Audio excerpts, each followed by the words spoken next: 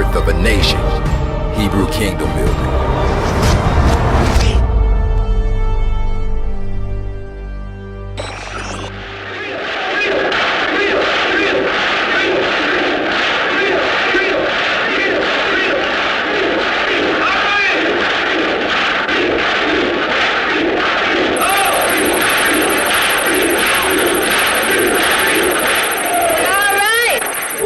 Shalom, shalom. This is your brother Morris Williams Jr. here at Rebirth of a Nation. And today we're going to present to you America's Dark Past, the Emancipation Proclamation, the Illusion of Freedom. Now you may ask, this is 2017, why are we talking about America's Dark Past? What is that? What's the relevance of that in order to bring us together and bring us closer? Won't that bring a divide? So it's important to understand that you can't move forward unless you understand the things that have happened in the past. Our number one enemy here in America is ignorance. And because of ignorance, we can be deceived, or we can have blinders over our eyes and can't see where we're going and where we're heading. So it's important. In order to find out what the problem is today, you must go to the root cause of the problem, that see what happened in the past that is giving us the problems that we are experiencing here as a nation today. So this is why it's important not to just move forward, not to just move on like the past don't matter, because in order for us to move forward, move together as a cohesive group, we must identify what happened in the past that is bringing us our today. So now the scripture says the truth.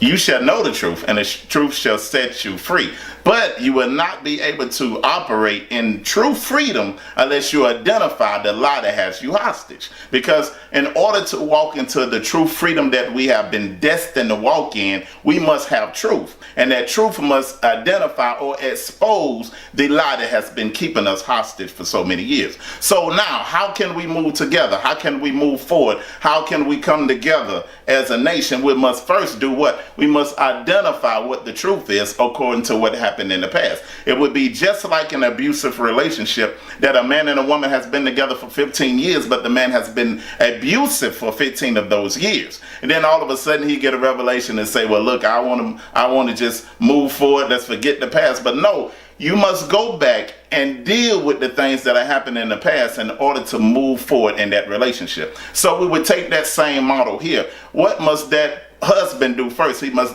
first identify the atrocities and the things that he have done that bring division into that relationship. And then the next thing that he must do, he must begin to admit that the things that he has done was wrong.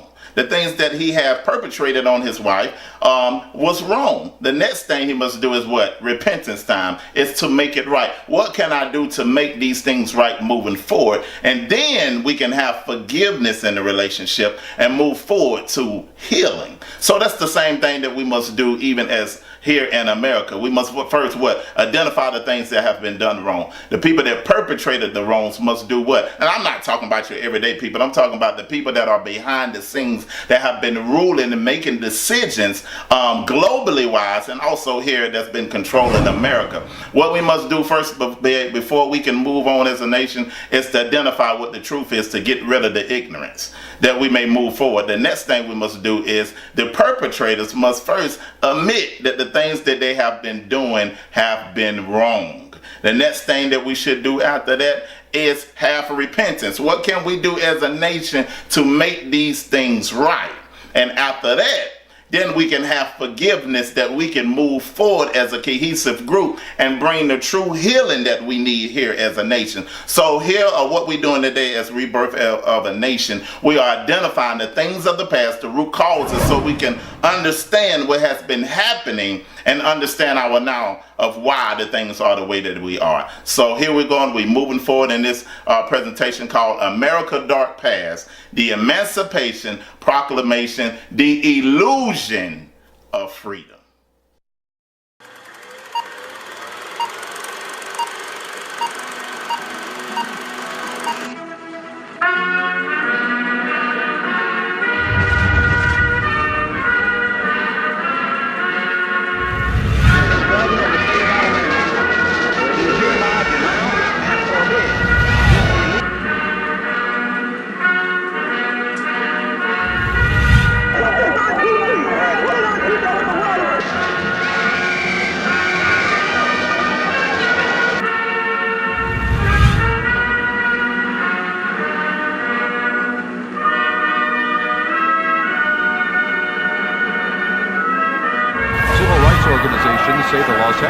Police Department has a history of brutality and misconduct.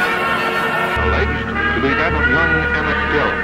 George Zimmerman decides to go ahead and shoot the 17-year-old black boy. His name was Trayvon Martin. We're going to start with these deadly police shootings. And the officer just shot him in his arm. Philando Castile has died. At least a dozen police officers hurt after riots exploded overnight in Charlotte.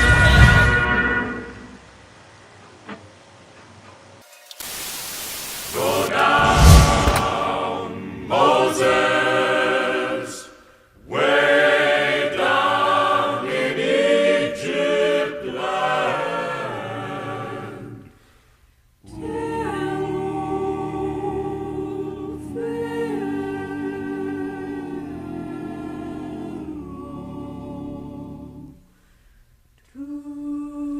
Let my people go.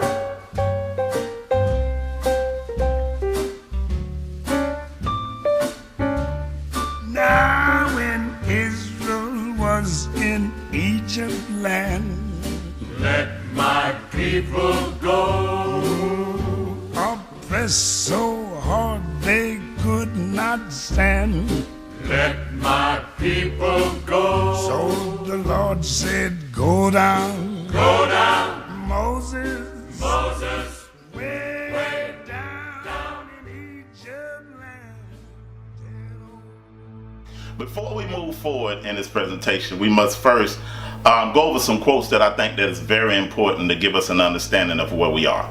So let's see what the quote says. It said, when a lie is all that is known, the truth is inconceivable. For so many years, we have been fed different lies that we have inherited, believing that these things are true. So when somebody come to you as Rebirth of a Nation and bringing you the facts and bringing you the truth, it can be inconceivable when you realize the things that we have committed and pledged our heart to have been against us for so many years. So you must realize when a lie is all that is known, the truth is inconceivable. Another quote that we must understand that even Adolf Hitler used and said, he said, when a lie is big enough and spoken enough and loud enough, it will be believed as the truth. So think about when a lie has been continuous throughout the years, and then I as a ruling elite can put my lie in all the textbooks and put my lie in on all the TV and movies and magazines and put my lie and make it your education, it will go on and be believed as the truth. The next quote that we must understand is a quote that says that history is a set of lies that have been agreed upon. Now, can we imagine that group of men that are behind the scenes dictating the history that we must know, dictating the history from what the oppressor's point of view, and begin to put this history in our school books, and we have to learn this history in order to receive an education. So could it be that we have been receiving a history only one point of view? So that's why it's important for us to understand this and move forward away from our ignorance, moving forward in the truth.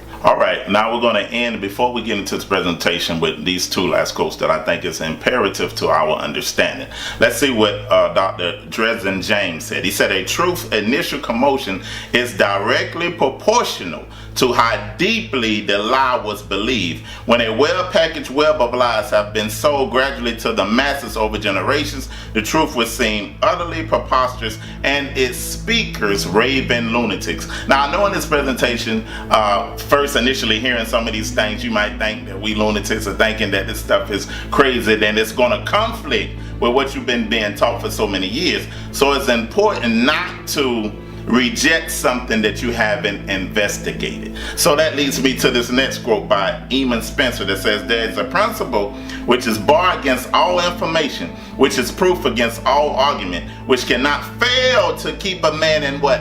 Everlasting ignorance. That principle is condemnation before an investigation. So before you begin to condemn this or shut it down, do your own investigation. Search out history and see if what we're saying is true. Because again, we're trying to get to the root cause that has caused our problems today. So let's move forward.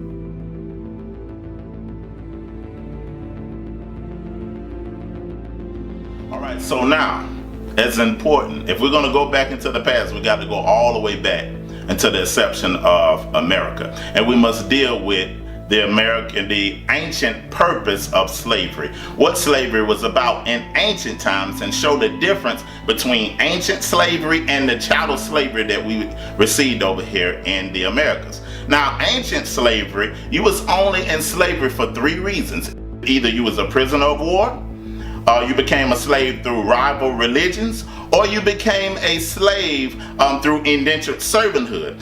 Slavery was never based on color, it was never based on race, it was based on 3 proponents. Either you was a prisoner of war, or you was an indentured servant, or rival religions would fight against each other and bring slaves in that way. But it was never done based off your skin color, based off your physical features, based off your traits in order for one race to dominate another. So now that is the reason of ancient and the purpose of slavery, not the chattel slavery that we experienced over here in America during times of slavery. So now let's go to the next point. 3 things that make this slavery different, that makes chattel slavery different from ancient slavery. Number 1, the slavery over here in America was based off of skin color. It was based off of race. And one of the main proponents of the slavery that happened over here was dehumanization. Now that's important to understand, because if I am the civilizer, I'm going to have conflict with the barbaric things that I'm doing. If I'm saying these people are uncivilized, but yet I'm participating in barbaric things, I'm going to have an inner conflict. So with that, I have to dehumanize you, make your value of being a human low, dehumanize you to make me feel better about my inner conflict. So things of dehumanization by bringing you lower than humanity. Now I'm putting you on the level with a beast so I can clear my conscience when it comes to the inner conflict that I have. Things like raping the women, things like hanging men and burning men and putting the slaves' legs on 2 horses and setting them on fire and slapping both of the horses and splitting them, being able to sell men and women all across the world. I got to dehumanize you in my mind to make me feel better with my internal conflict. Even got to the point where initially, even in Florida, the original gator bait was young slave babies. Over the years, I've been collecting artifacts. As a matter of fact, I've been collecting little pencils like this. I've seen alligators on jars. I've seen alligator ashtrays, and I've seen them depicted with kids in it. And I was wondering why the children would be there. As a matter of fact, this particular pencil sharpener, this is a pencil sharpener or a pencil holder with a black head of a baby sitting out of its mouth. I didn't pay any attention. I have been collecting for quite a few years, and I have the posters and things like that about different things. And then one day I was down in Florida. I'd gone down with my wife, and I took a trip for myself off to the wild blue yonder, going out to hunt artifacts. And in my quest to hunt artifacts, I came upon a pawn shop in Sanford, Florida. In the pawn shop was a gentleman who owned it. They went and got him and told him I was there, and I wanted to buy some of the shackles he had hanging around the walls. I asked him, could I buy them? He said no. He didn't want to sell anything. He just wanted me to see it. Then we began to talk.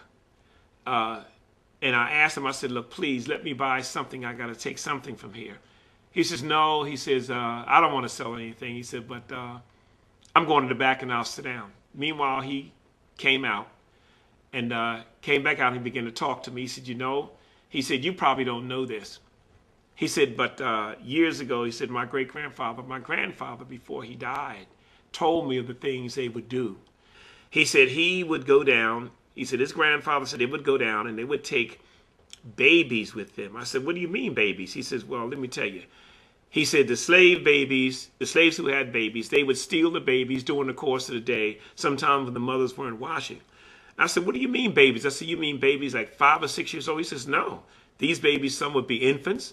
Some would be a year old. He said some would be toddlers. He said they would grab these children and take them down to the swamp and leave them in pens like little chicken coops.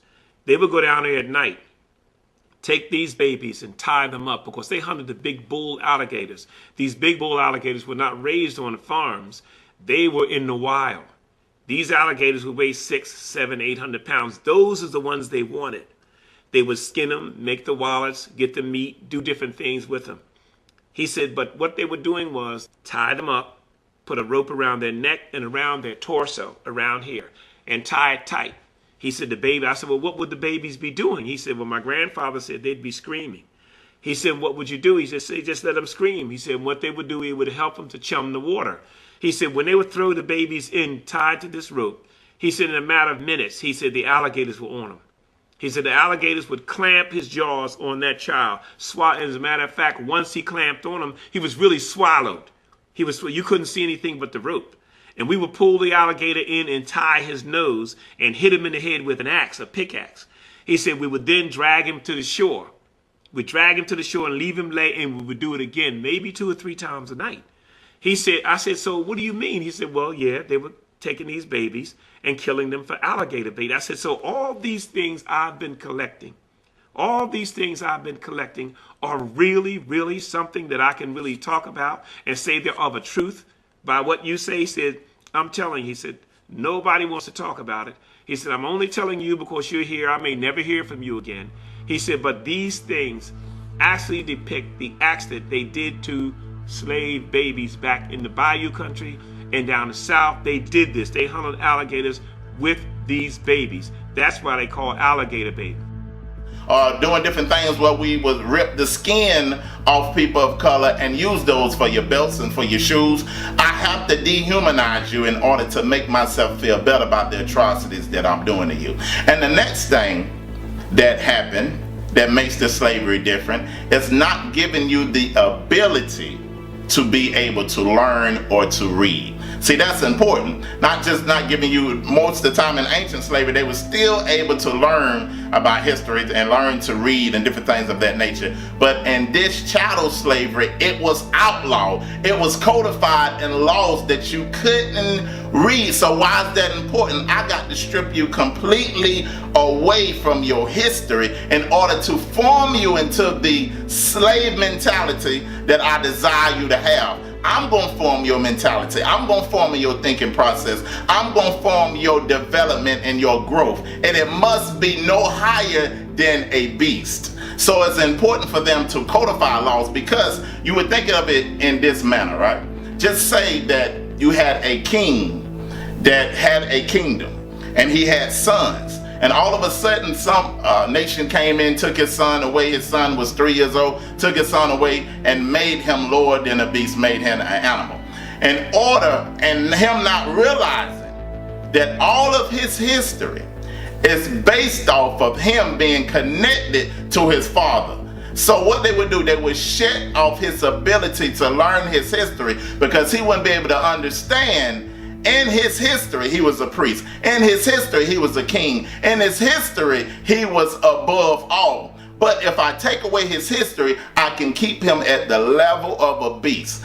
But his being able to move forward, or his being able to come back into his priesthood and his kingship, will be based off of his historical perspective, him understanding what his history is. So that is important, and that was a reason that they decided to cut you off of your history, because they didn't want us to know, the elite didn't want us to know how great we are as a people and as a nation. You can see the kinghood and the priesthood in us through the influence that we have, where we influence all nations, even in our unrighteousness. We got people over there in other nations, like people over there in China, trying to do the things that black Americans do, sagging up their pants and talking slang. They doing the same things we doing. Let you see the influence that we have as kings. And the next thing, that all the world benefited off our slavery.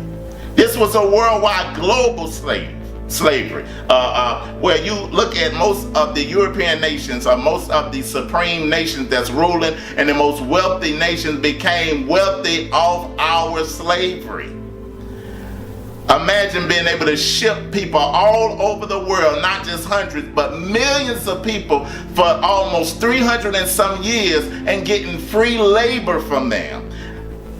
Building wealth as a nation, making your nation supreme, but then you tell those people that your nation was built off of what? Christian values, and because of their ignorance, they buy that lie. So it's important to understand that every top supreme nation that is ruling now got their supremeness and their financial wealth based off the slavery that our people went through and the atrocities that happened. So let's get ready to go into the presentation to a greater level and understand about what racism really is.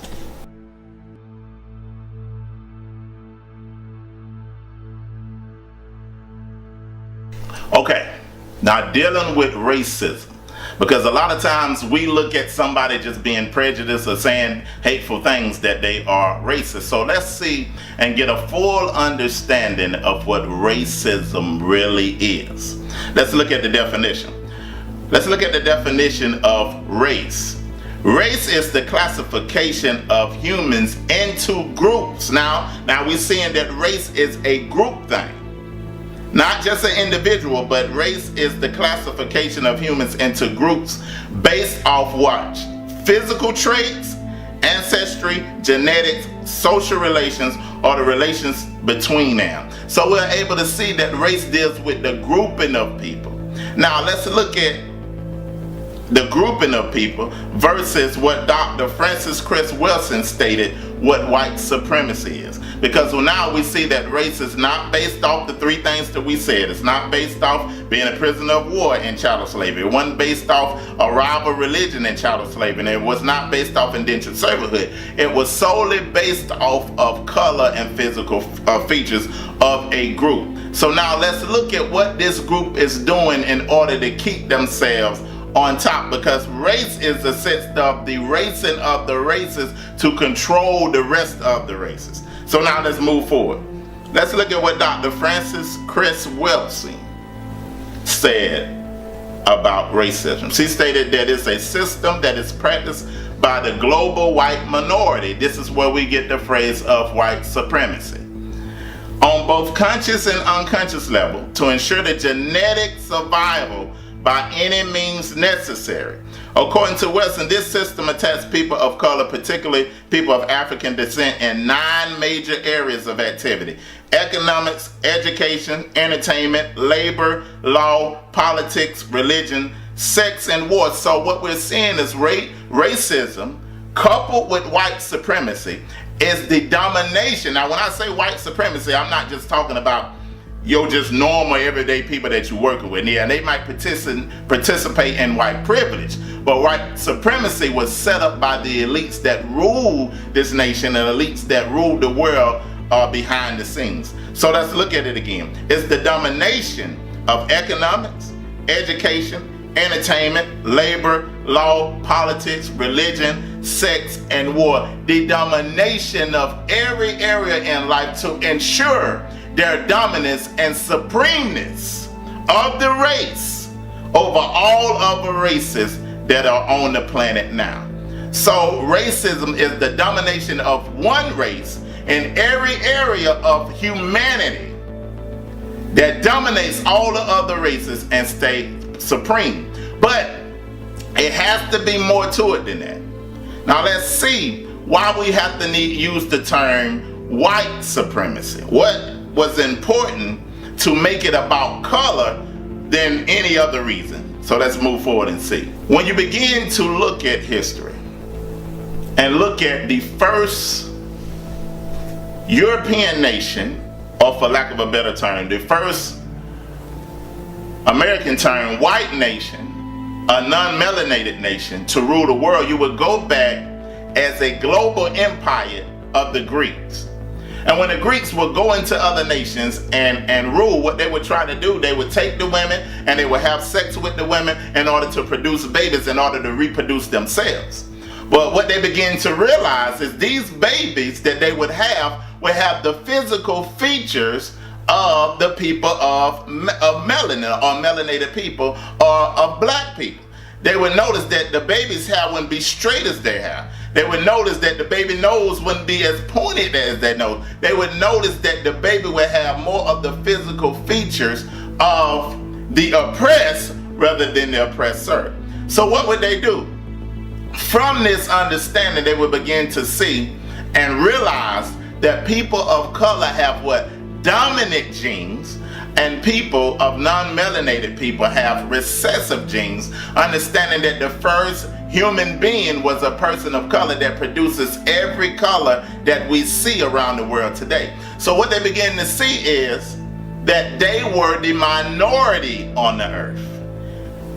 Now in America, we are taught that we're the minority, which is true. We make up 13% of America. But on a global scale, the European of non-melanated people are the minority on earth. So they begin to realize that we must ensure our genetic survival. So now racism is not just about power and control of economics and domination of all other races, but it is to the core of it, to the elite that is running, not just your everyday, but the elite that is running these nations, is genetic survival of their seed. Because they realize that everybody that we mix with, they become more of the physical features of the people of color. So in order to ensure that, we must govern, we must rule, and we must dominate the other races to ensure what? Our genetic survival. So why in this captivity and this chattel slavery, they focused on, this is what Dr. West was able to show us, they focused on the genitalia area, where they would castrate slaves. And most of your ancient history with melanated slavery or indentured servanthood, they didn't fool with the genitalia. But because of the reproduction, just because of your genetics, you become a threat to my survival. So now, I must castrate you or systematically kill you, and to control every area of your life, because racism becomes by color and also becomes by the supreme and the elite's genetic survival. I understood it. I said, oh, okay. Now I understand.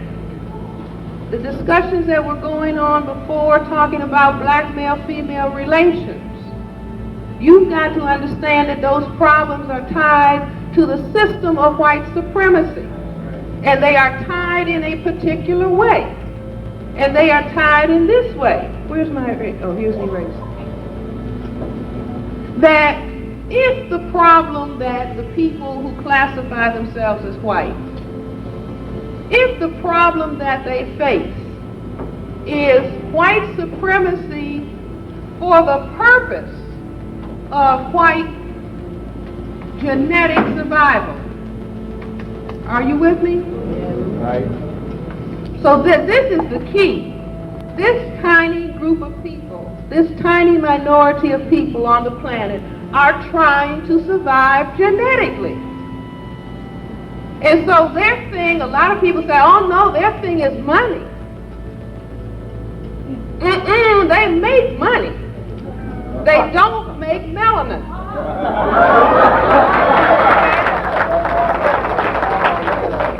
See, they manufacture money.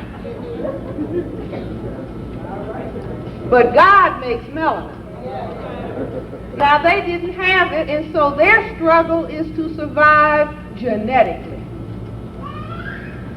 Now black men and black women, we are all equal people. We are not the same. Women are not the same as men, and men are not the same as women. The critical issue of white genetic survival is related when it comes to black, brown, red, and yellow people, is that black, brown, red, and yellow women cannot cause white genetic annihilation. See how quiet it is? The women are offended. No. Women cannot force men to have sexual intercourse. Is that true? Yes. See, you can entice. Nice perfume, nice clothes, nice words, entice. But if you try to force a man to have sexual intercourse, you're going to whip out your M16 rifle and say, you better come on. And if you frighten him, what's going to happen?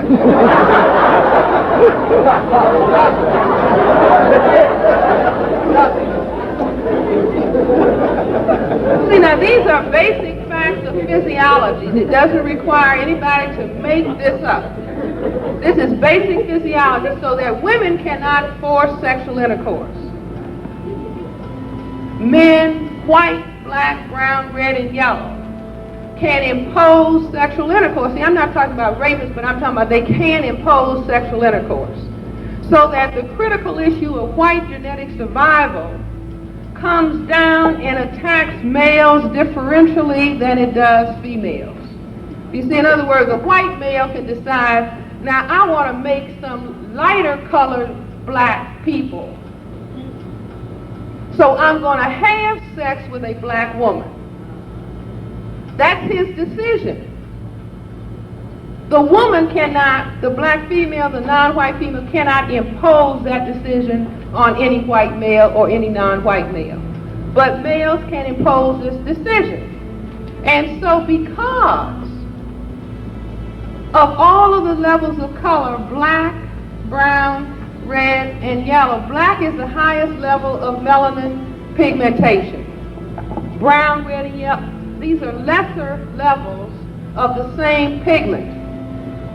So that the white people understood, the white collective understood, if we are to survive genetically, we must impose control on men, and we impose it directly in proportion to the amount of pigment that you can produce. So that growing up on the south side of Chicago, you learn, if you are black, get back. If you are brown, stick around. If you are yellow, you're mellow. If you're white, you're right. Now, I was just in London, and I went through this, and all the people who, from Africa and the Caribbean just went right through. They know it, too. All of the non-white people all over the world, Asia, Africa, the islands of the South Seas, wherever, where there has been confrontation with white, everybody knows how the colors stack up relative to threat to white genetic survival, although people never understood that the reason that the colors had to be put down in such a way was related to white fear of white genetic annihilation. So because of that problem, imposing major stress, now there's stress on all of us, males and females alike, but there is horrendous stress on the men because the men present the threat to white genetic survival. Right here in this city, long time ago, 3149 Ellis, when my parents and my grandmother were in our dining room and they were talking about somebody had been lynched. I was a little girl, very little. They were talking about somebody had been lynched. And they were kind of talking in hushed tones, and I remember asking my grandmother, Granny, why did they do that? My grandmother said, well, because some people have to act ugly. Now, lynching and castration means what? To kill and to attack the genitals of the black man. See, I always wondered, well, what is that all about? See, black men may do many things. You've never heard tell in history of a black man attacking a white man's genitals. It's no history.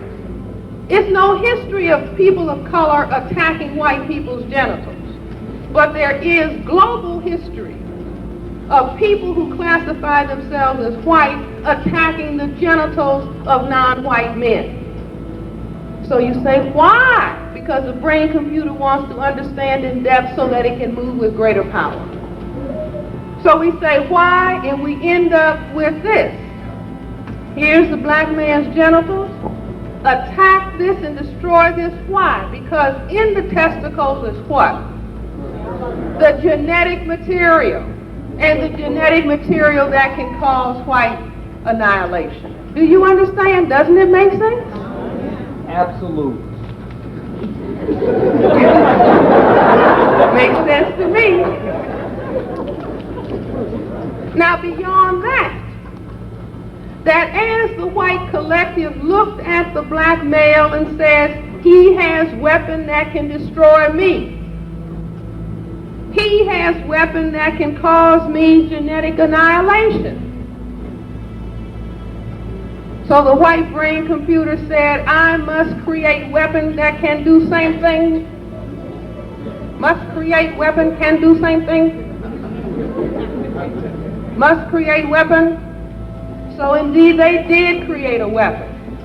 And if you look at, here is the lateral view of the male genitalia. Can you all see it? Absolutely. I'll ask for a model.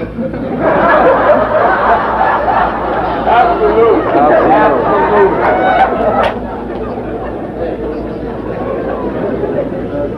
All right, but look at this. Here's the front view of the male genitalia. Here is the lateral view.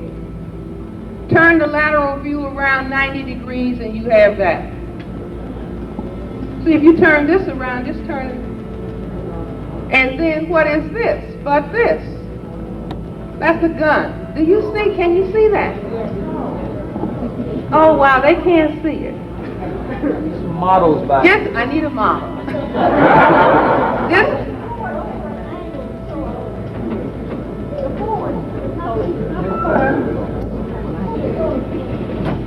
does that help? See? A volunteer. They want a volunteer. Just imagine. Think of the man standing with no clothes on. You see his genitalia. You see two testicles and a phallus, penis. Okay. Now a side view is like one testicle and phallus, and if you turn it around, you can see that it is the same as the gun. Are you with me? That side needs a model. Okay. Now, what does, within the white supremacy system and culture, what do they call the gun?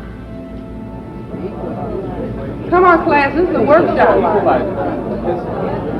The great equalizer. Oh, do you understand? This then becomes equal to this.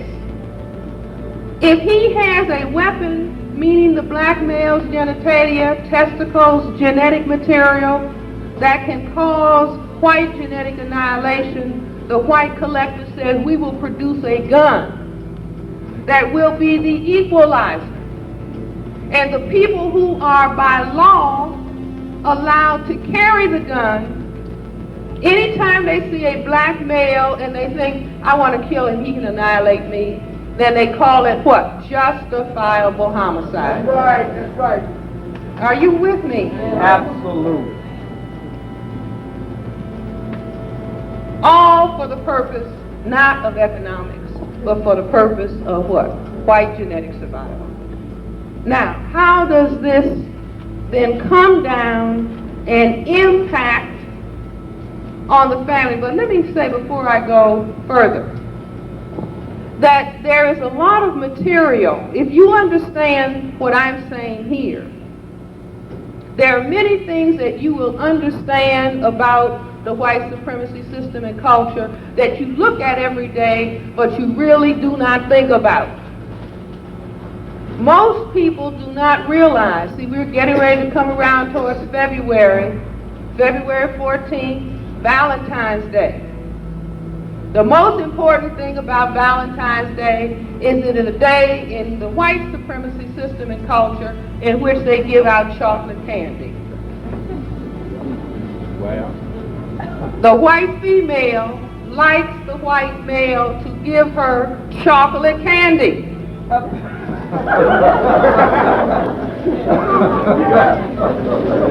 Now, as black females, you see, we follow, you know, whatever they do, that's what we do. We want some chocolate candy too, without realizing that we already have our chocolate candy.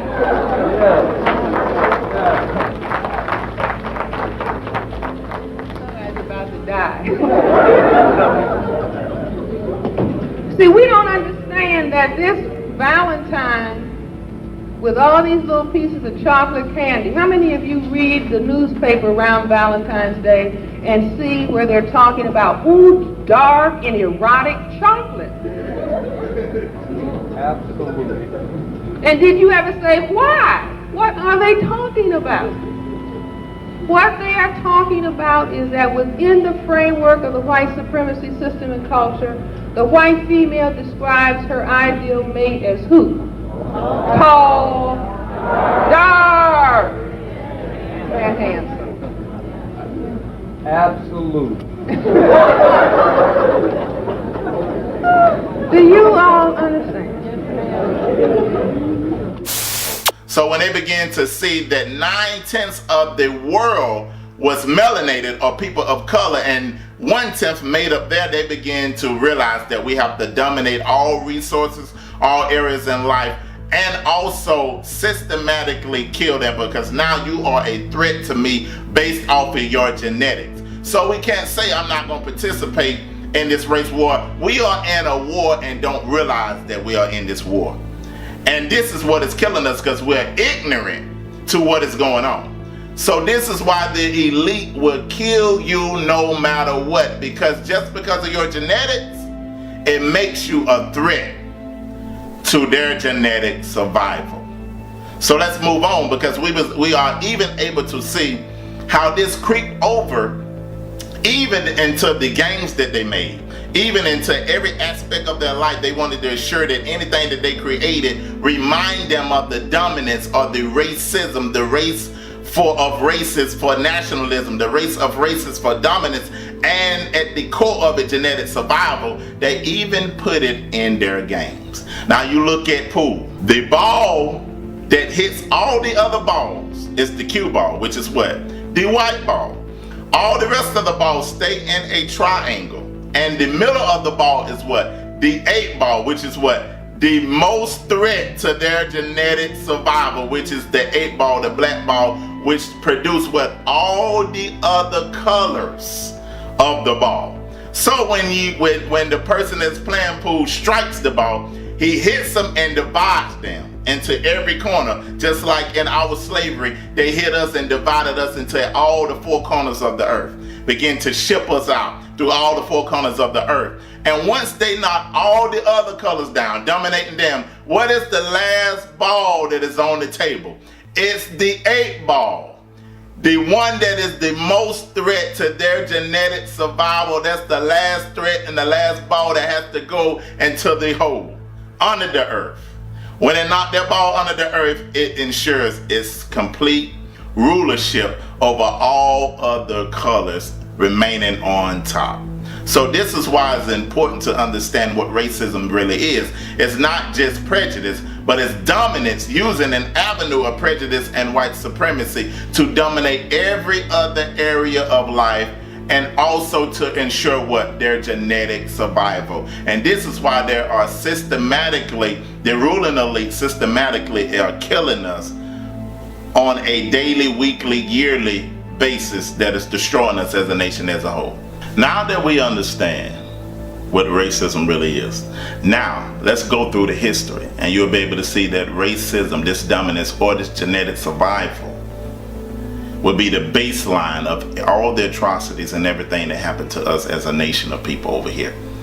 All right, so now let's go back to the race to the new world, the inception of America, and everybody coming over here exploring America. You had the native Indians over here, but then imperialism began to happen, colonization began to happen, where they began to kill the Indians and began to set up land for themselves.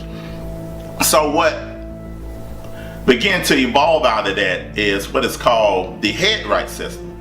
And the head right system is basically a system that was set up over here in America in order to get other European countries to come over here in these land and begin to develop and grow the land. Because different crops, other crops at some point over here when they first started initially over here wasn't doing as well, and then tobacco began to become a major crop over here in America. So what did they do? They had labor shortages because there was not enough people over here.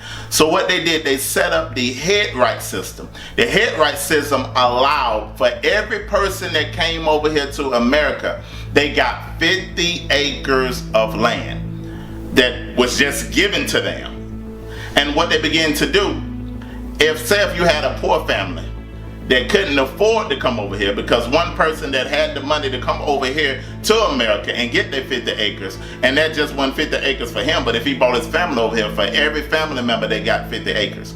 But you have people that was over here in European countries that was poor.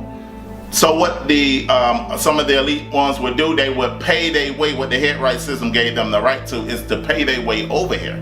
So what it cost in today's term to get a person that was not wealthy over here was almost around, I believe, $212 to $300 an hour modern day time. And they would bring them over here. Now the conditions was rough coming over, so some of the more poor people didn't make it, but they got 50 acres no matter what, if they came or if they didn't come. So what would happen for their getting their way paid over here to America, what they would do is promise indentured servanthood. So they would serve the person that paid their way over here from 5 to 7 years of service, and after that point they would begin to get their own land and be able to develop their own land. So what happened, you had different European nations, different ones coming over here from all over getting 50 acres, and this is why you see even in the slave ships why they would pack so many of the African slaves together in that ship, because they got 50 acres a slave. So this is part of the reason even why your Irish began to come over here, and most of them didn't have the money, so they was indentured servant. So yes, and different times that they was done wrong, they was was tricked and doing more to 5 to 7 years, different things, atrocities and stuff happened to them, while you had some African slaves over here also. So what they began to do, they began at one point to bind together and come together against the wealthy people, and set up fights and do different things in order to take different lands to bind together. And what happened is the wealthy, the elites, said we got to find some way to suppress all of these uprisings. At the very same time that America refused to give the Negro any land, through an act of Congress, our government was giving away millions of acres of land in the West and the Midwest, which meant that it was willing to undergird its white peasants from Europe with an economic floor. But not only did they give the land, they built land-grant colleges with government money to teach them how to farm. Not only that, they provided county agents further their expertise in farming. Not only that, they provided low interest rates in order that they could mechanize their farms. Not only that, today many of these people are receiving millions of dollars in federal subsidies not to farm, and they are the very people telling the black man that he ought to lift himself by his own bootstraps.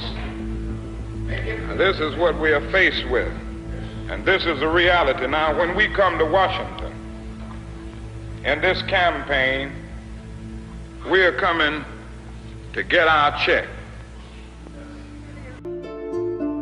All men are created equal. All men are created equal. It's the lofty and revolutionary ideal at America's core. Yet it was written at a time when some inhabitants were held in bondage, and others were being dispossessed of their lands. How did American society justify unequal treatment based on skin color and national origins? How did it reconcile that contradiction? America created a story of race. We have the idea that it's somewhere written in stone that there are these fundamental differences between human beings. We don't realize that race is an idea that evolves over time, that it has a history, that it is constructed by a society to further certain political and economic rebellions goals. Led to tighter British control of the colony. It may also have hastened the movement toward a labor system based on black slavery. Some historians argue that the Virginia planters, fearing another insurrection by the frontier white servants, began to turn to Africa for laborers. The strategy was to divide blacks and whites by creating an artificial color line. It's at this moment when race and racism radically alters the system of forced labor that had been practiced by human civilizations for thousands of years by injecting race into the equation. Again, Tim Wise explains. So there was no white race, but in the colonies of what would become the United States, what did we see in the 1660s, 1670s? We began to see that Africans of indentured servant status realized, as did the white indentured servants, the Europeans who hadn't even been called white yet, that they had a lot of things in common, like the fact that they were all getting their clock cleaned by the elite. And so they would get together more than our history books taught us, to foment rebellion against the elite, to try to get a better deal for themselves on the basis of economic necessity and economic justice. And what did the elite do? When you see that you're outnumbered by black and white folks who are penniless, landless, peasants, you have to do one of two things. You either have to kill them all, but you can't do that because who's going to work? Rich folks weren't going to. They had to get poor people to work. The whole point was to be a person of leisure back in those days. That was the goal, was not to work. So you couldn't kill them all. You didn't want to kill them all. You had to do the work yourself. You had to build your own levee, build your own house. No. Pick your own tobacco, harvest your own cotton. No, we're not going to do any of that. So you can't kill them, but you can co-opt them. And so the elite in Virginia, for example, the colony, begins to give certain carrots to people of European descent, saying things like, you know, we're going to let you own a little land, not much, but just a little. And we're going to get rid of indentured servitude. Now you're free labor. And by the way, once you're free labor, you get 50 acres of land. Just because you're free labor, see. So we're going to cut you in on this deal. We're going to let you enter into contracts. We're going to let you testify in court. And here's the best of all. We're going to put you on the slave patrol to keep those people in line, right? The idea was you're still going to get your clock clean. We still don't like you.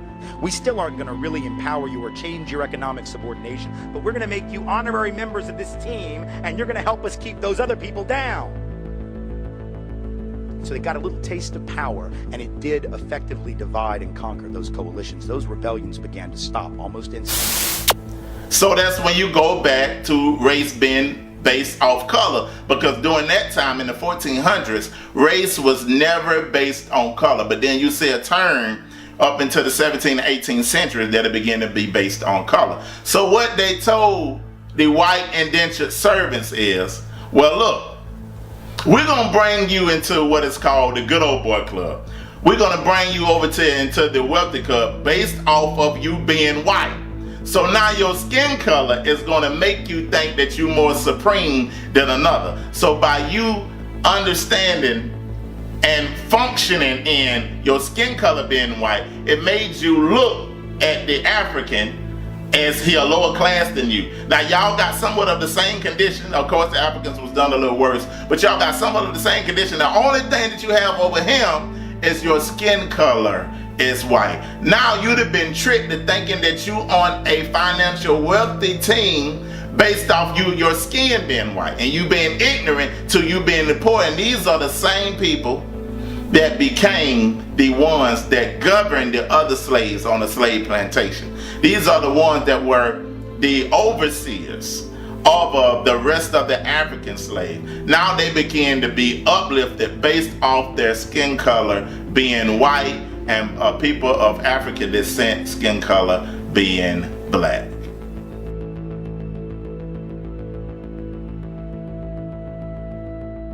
Now it's important not to just deal with everything that happened, but what's important to us here at Rebirth of the Nation is to understand the psychology behind slavery. Because the ball and chain of slavery have left us, but the psychology of slavery can still be self-refueling in the slave descendants' mind right now, still controlling them. So what I began to look at and what we began to study is the Willie Lynch letter. And this letter began to show us not some confusion out there that's saying if Willie Lynch ever really lived as a man, but that doesn't matter. The system that he set up, or the system that was set up, is living and still self-refueling up today. So now I always wonder how a few masters or overseers were able to control up to 100 slaves, up to 200 slaves. But when I began to realize the psychology behind the Willie Lynch letter, that helped me understand how they was able to control their mind and also make that control be self-refueling all the way up into 2017. We still are controlled by the things that are written in the Willie Lynch letter that has been imprinted in our heart, that we are self-refueling and carry out. So let's look at the psychology behind the making of a slave and the Willie Lynch letter. I'll take the affirmative. Take the meanest, most restless nigger. Strip him of his clothes in front of the remaining male niggers, female niggers, and nigger infants. Tar and feather him. Tie each leg to a horse facing in opposite direction, set him on fire, and beat both horses until they tear him apart in front of the male, female, and nigger infants. Bullwhip and beat the remaining nigger males within an inch of their life. Do not kill them, but put the fear of God in them, for they can be useful for future breeding. Anybody know who Willie Lynch was? Anybody? Raise your hand. No one? He was a vicious slave owner in the West Indies. The slave masters in the colony of Virginia were having trouble controlling their slaves, so they sent for Mr. Lynch to teach them his methods. The word lynching came from his last name. His methods were very simple, but they were diabolical. Keep the slave physically strong, but psychologically weak and dependent on the slave master. Keep the body, take the mind. I and every other professor on this campus are here to help you to find, take back, and keep your righteous mind. Because obviously you have lost it.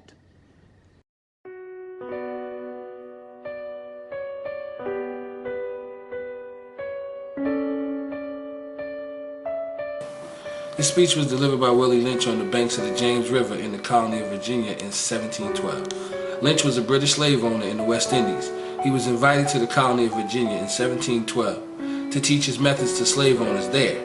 The term lynching is derived from his last name. Greetings, gentlemen.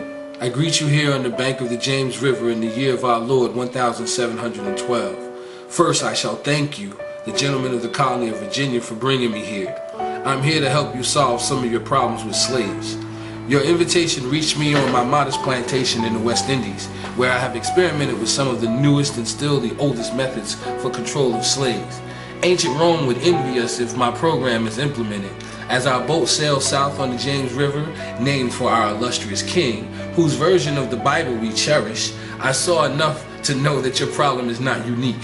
While Rome used cords of wood as crosses for standing human bodies along its highways in great numbers, you are here using the tree and the rope on occasions. I caught the whiff of a dead slave hanging from a tree a couple miles back. And you're not only losing valuable stock by hangings, you are having uprisings, slaves are running away, your crops are sometimes left in the fields too long for maximum profit, you suffer occasional fires, your animals are killed. Gentlemen, you know what your problems are. I do not have to elaborate. I'm not here to enumerate your problems. I'm here to introduce you to a method of solving them. In my bag here, I have foolproof method for controlling your black slaves. I guarantee every one of you that if installed correctly, it will control the slaves for at least 400 years. My method is simple. Any member of your family or your overseer can use it. I have outlined a number of differences among the slaves, and I take these differences and I make them bigger. I use fear, distrust, and envy for control purposes. These methods have worked on my modest plantation in the West Indies, and it will work throughout the South. Take this simple little list of differences and think about them. On the top of my list is age, but it's there only because it starts with an A. The second is color or shade. There is intelligence, size, sex, sizes of plantations, status on plantations, attitude of owners, whether the slaves live in the valley, on the hill, east, west, north, south, have fine hair, coarse hair, or is tall or short. Now that you have a list of differences, I shall give you an outline of action. But before that, I shall assure you that distrust is stronger than trust, and envy stronger than adulation, respect, or admiration. The black slaves, after receiving this indoctrination, shall carry on and will become self-refueling and self-generating for hundreds of years, maybe thousands. Don't forget, you must pitch the old versus the old black male versus the young black male. The young black male against the old black male. You must use the dark-skinned slaves versus the light-skinned slaves, and the light-skinned slaves versus the dark-skinned slaves. You must use the female versus the male, and the male versus the female. You must also have white servants and overseers who distrust all black, but it's necessary that your slaves trust and depend on us. They must love, respect, and trust only us. Gentlemen, these kids are your keys to control them. Use them. Have your wives and children use them. Never miss an opportunity. If used intensely for 1 year, the slaves themselves will remain perpetually distrustful. Thank you, gentlemen. Take the female and run a series of tests on her to see if she will submit to your desires willingly. Test her in every way because she is the most important factor for good economics. If she shows any sign of resistance and submitting completely to your will, do not hesitate to use the bullwhip on her to extract that last bit of bitch out of her. Take care not to kill her, for in doing so you spoil good economics. When in complete submission, she will train her offsprings in the early years to submit to labor when they become of age. Understanding is the best thing. Therefore, we shall go deeper into this area of the subject matter concerning what we have produced here in this breaking process of the female nigger. We have reversed the relationship in her natural uncivilized state. She would have a strong dependency on the uncivilized nigger male, and she would have a limited protective tendency toward her independent male offspring and would raise male offsprings to be dependent like her. Nature had provided for this type of balance. We reversed nature by burning and pulling a civilized nigger apart and bullwhipping the other to the point of death, all in her presence. By her being left alone, unprotected, with the male image destroyed, the ordeal caused her to move from psychologically dependent state to a frozen independent state. In this frozen psychological state of independence, she will raise her male and female offspring in reversed roles. For fear of the young male's life, she will psychologically train him to be mentally weak and dependent, but physically strong. Because she has become psychologically independent, she will train her female offsprings to be psychologically independent. What have you got? You've got the nigger woman out front and the nigger man behind and scared. This is a perfect situation of sound sleep and economics. Before the breaking process, we had to be alertly on guard at all times. Now we can sleep soundly, for out of frozen fear, his woman stands guard for us. He cannot get past her early slave molding process. He is a good tool, now ready to be tied to the horse at a tender age. By the time a nigger boy reaches the age of 16, he is soundly broken in and ready for a long life of sound and efficient work and the reproduction of a unit of a good labor force. Continually, through the breaking of uncivilized savage niggers, by throwing the nigger female savage into a frozen psychological state of independence, by killing the protective male image, and by creating a submissive, dependent mind of the nigger male slave, we have created an orbiting cycle that turns on its own axis forever, unless a phenomenon occurs and reshifts the position of the male and female slaves. We show what we mean by example. Take the case of the two economic slave units and examine them close. Now it's very important to understand the unnatural conditioning of the mind of the slaveholders and also the slave families. Because how, if I was to take a baby sheep right now and take a hammer and bash his head in, hang him and set him on fire, that would bring most of us over here in America to tears. You would have some animal rights people come to try to arrest me. Some people would be saying that I need to be put in prison for that. But when you look during slavery times and you look at all the lynchings, and all the lynchings happened after slavery now, and you look at the hanging of the people and the burning of the people, that they would gather and bring children to what is called a picnic. And a picnic was pick a nigga to hang him, and they would come all around, bring food, bring everything, and bring their children to these things to enjoy, almost like you're going to a football or basketball game, to enjoy the killing of an African slave. And in this picture here, you see a young girl that is smiling. Now, what kind of thinking process can you have to look at something that is that atrocious and begin to smile and enjoy it, and begin to, even after those things, that they would sell the body parts of those African slaves? They would cut off, somebody would say, give me a finger, or give me an ear, or give me a head, or give me a foot, and they would set these things up in their houses to keep.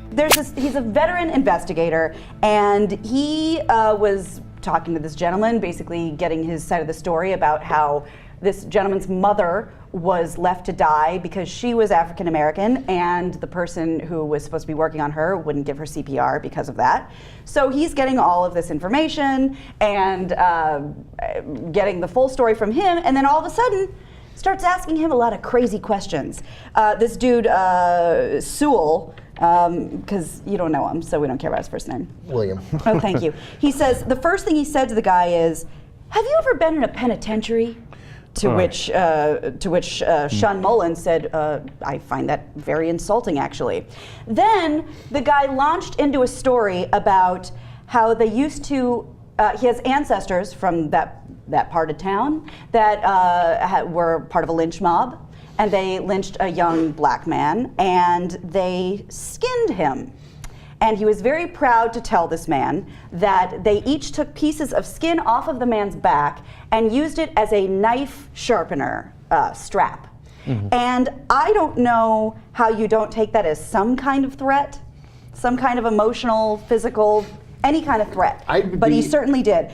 Yes. I would be too confused to be threatened. Well, but there's a punchline, because when they asked Sewell about this, he said, he insisted to the station that he was just trying to convince Mullins and the others in the meeting that he understood what racism was like. Okay, so now the thing is, I could have found that somewhat conceivable, because everybody in the story keeps talking about how emotional he was in telling the story, how forceful he was in telling the story, and you think maybe some dudes are weird, right? Like maybe he was trying to find a way to relate with him. Now the thing that makes it a little less believable is the fact that he asked the guy whether he'd been in a penitentiary before, right out of the gate, right? Out of the gate. And we found out later in an investigation of the investigator, okay, that it turns out that he might know the fire chief who was being investigated. Right. Okay. So now his job is to do an investigation to make sure that none of the government officials did anything wrong. Right? And Mullins comes and says, this looks pretty bad. The guy said, I'm going to not do CPR and hence let your mom die, which she did, because she's black. I mean, it doesn't get any worse than that. And this guy's telling the story, oh, yeah. Oh, yeah, first of all, have you ever been in prison? And second of all, remember when we used to lynch black guys?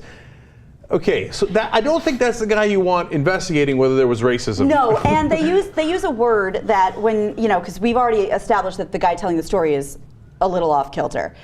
Sean Mullins, who was the one saying this dude threatened and offended me, said that the guy got a little excited when he was telling this lynching story. So maybe there's another element to this. An even crazier sub-element to this. In the beginning, he was telling the guy, I still have that from the lynching in 1896, right? That's been passed down throughout my family. And then when they said, what the fuck were you saying to this guy? Are you insane or whatever? And he's like, oh, no, it's okay. I went back and looked, and I couldn't find the skin. So it's okay. It's got lost somewhere along the way. Okay, then not guilty. It's like trying to find a strap in the middle of a white sheet stack. It's almost impossible. Right. That's right, yeah. It's so dark and insane. Yeah. The whole thing is just... Yeah. But the reason why I found this story so powerful, other than unbelievable racism that you see still active, alive and well, and applied to people. I mean, forget what happened to Mullins himself, which is unbelievable and outrageous. They let his mom die because she was black, and they would refuse to do CPR. And that's a million. She died because of that, and that's not the main part of the story. Right. That's amazing.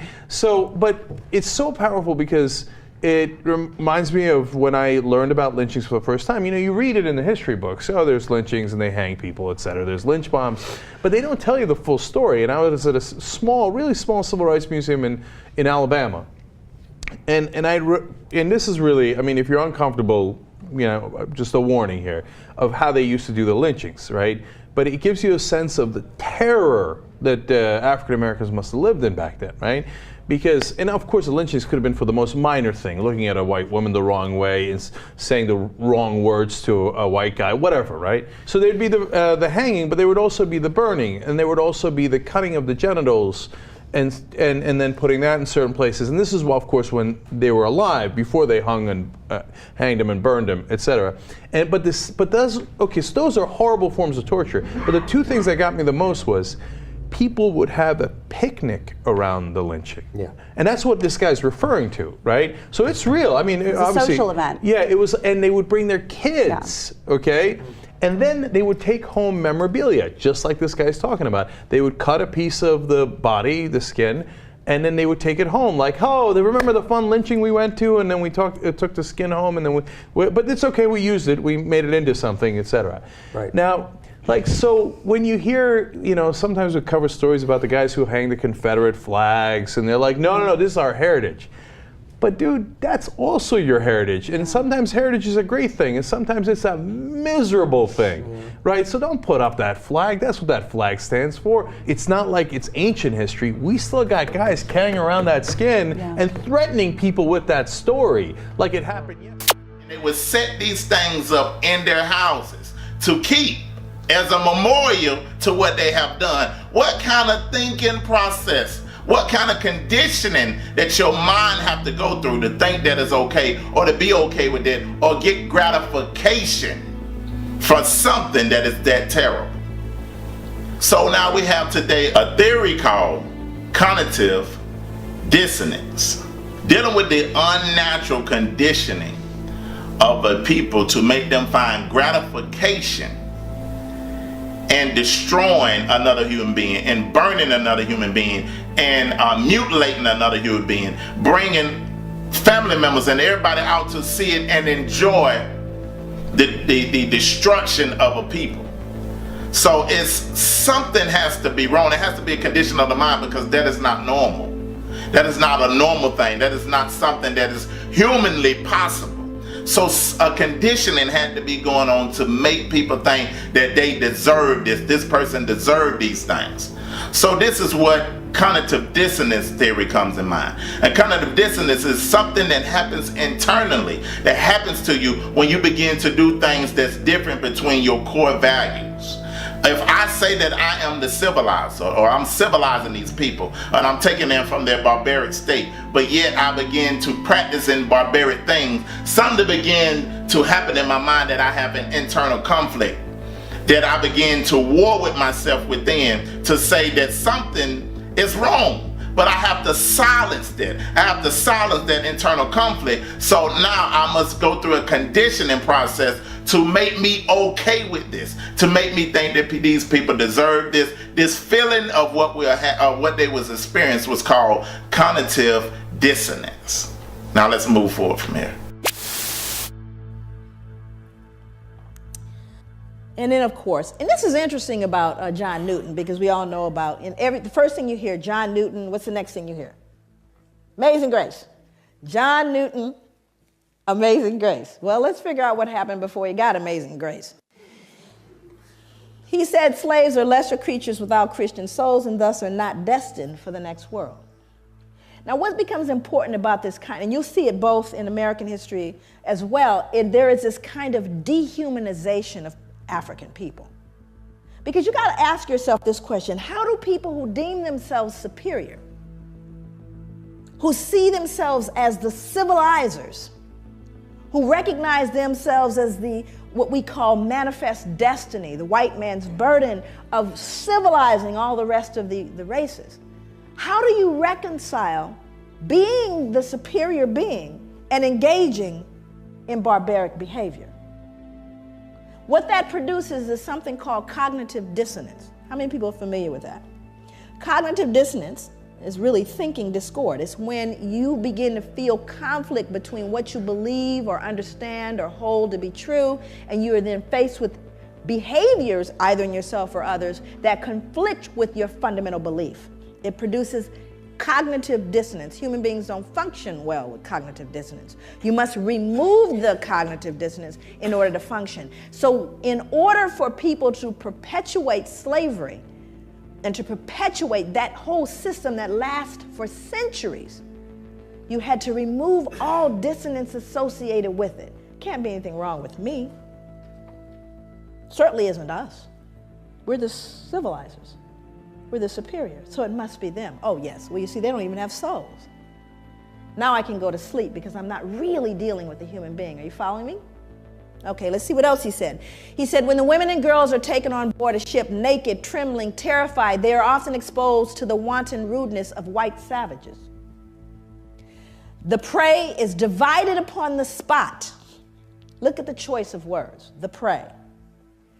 Resistance or refusal would be utterly in vain. And then he says, I sinned with a high hand.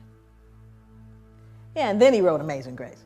Okay, so it's really important to understand that hand in hand with the behavior was a mindset that is so damaging.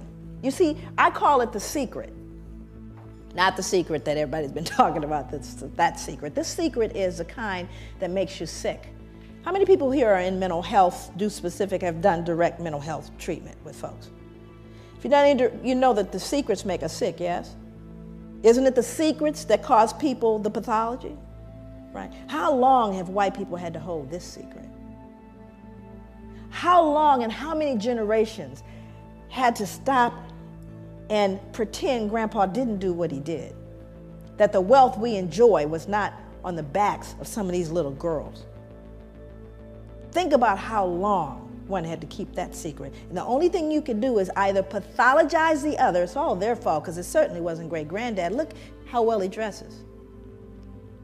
Do you understand what I'm saying? So when I say that this pathology goes hand in hand, I kid you not. So let's show that on every level, this conditioning process to make the oppressors feel like the oppressed or the African slaves, that they deserve these things. Let's look at the unnatural conditioning process, because these things have to happen in every area of life. Your sociology, your anthropology, your religion, all these aspects had to be used to condition the people's mind. Because in science, if I say something is scientific and that I can measure it, then it becomes truth to a person. So they had to take every aspect of the learning of the people that were slave masters and their families to condition their mind to approve of these things, to be okay with these things, and the last process in this conditioning to find gratification of these things. So now let's look at every top scholar that was at that time that put these things in books, that was leaders that put these things even in all these different aspects of their life to condition their mind to believe that these things were okay. Let's look at what he said. Then you have science. And whenever we are in a process of trying to legitimize things, it's so amazing. You know, people always say this to me, even black people, when they hear about post-traumatic. Because you know it's not correct unless you can count it and measure it, right? Science is the final. It is the number one. If you can say it's scientific, then you basically trump everything else, right? Science determines reality. So if we can scientifically assert a thing to be true, then in fact it is true, because it's scientifically proven. It's a scientific fact. Matter of fact, that's what people will tell you when you try to say to them, I don't know if I agree with you. You know, it's scientific. It's a scientific fact, what I'm saying here, right? Which somehow makes it what? True. And it's also in a book. Now let's do the math. It's in a book and it's scientifically proven. Did anybody here realize that recently we lost a planet? Anybody know what planet we lost? How you lose a planet? You know, I became fond of the little picture with we lost a planet. We didn't lose a planet. You know what it means? Science was wrong. Now, have they ever said, you know, we were wrong about that planet thing? No. It's called a paradigm shift. So let's go to science. And I think it's important that we do.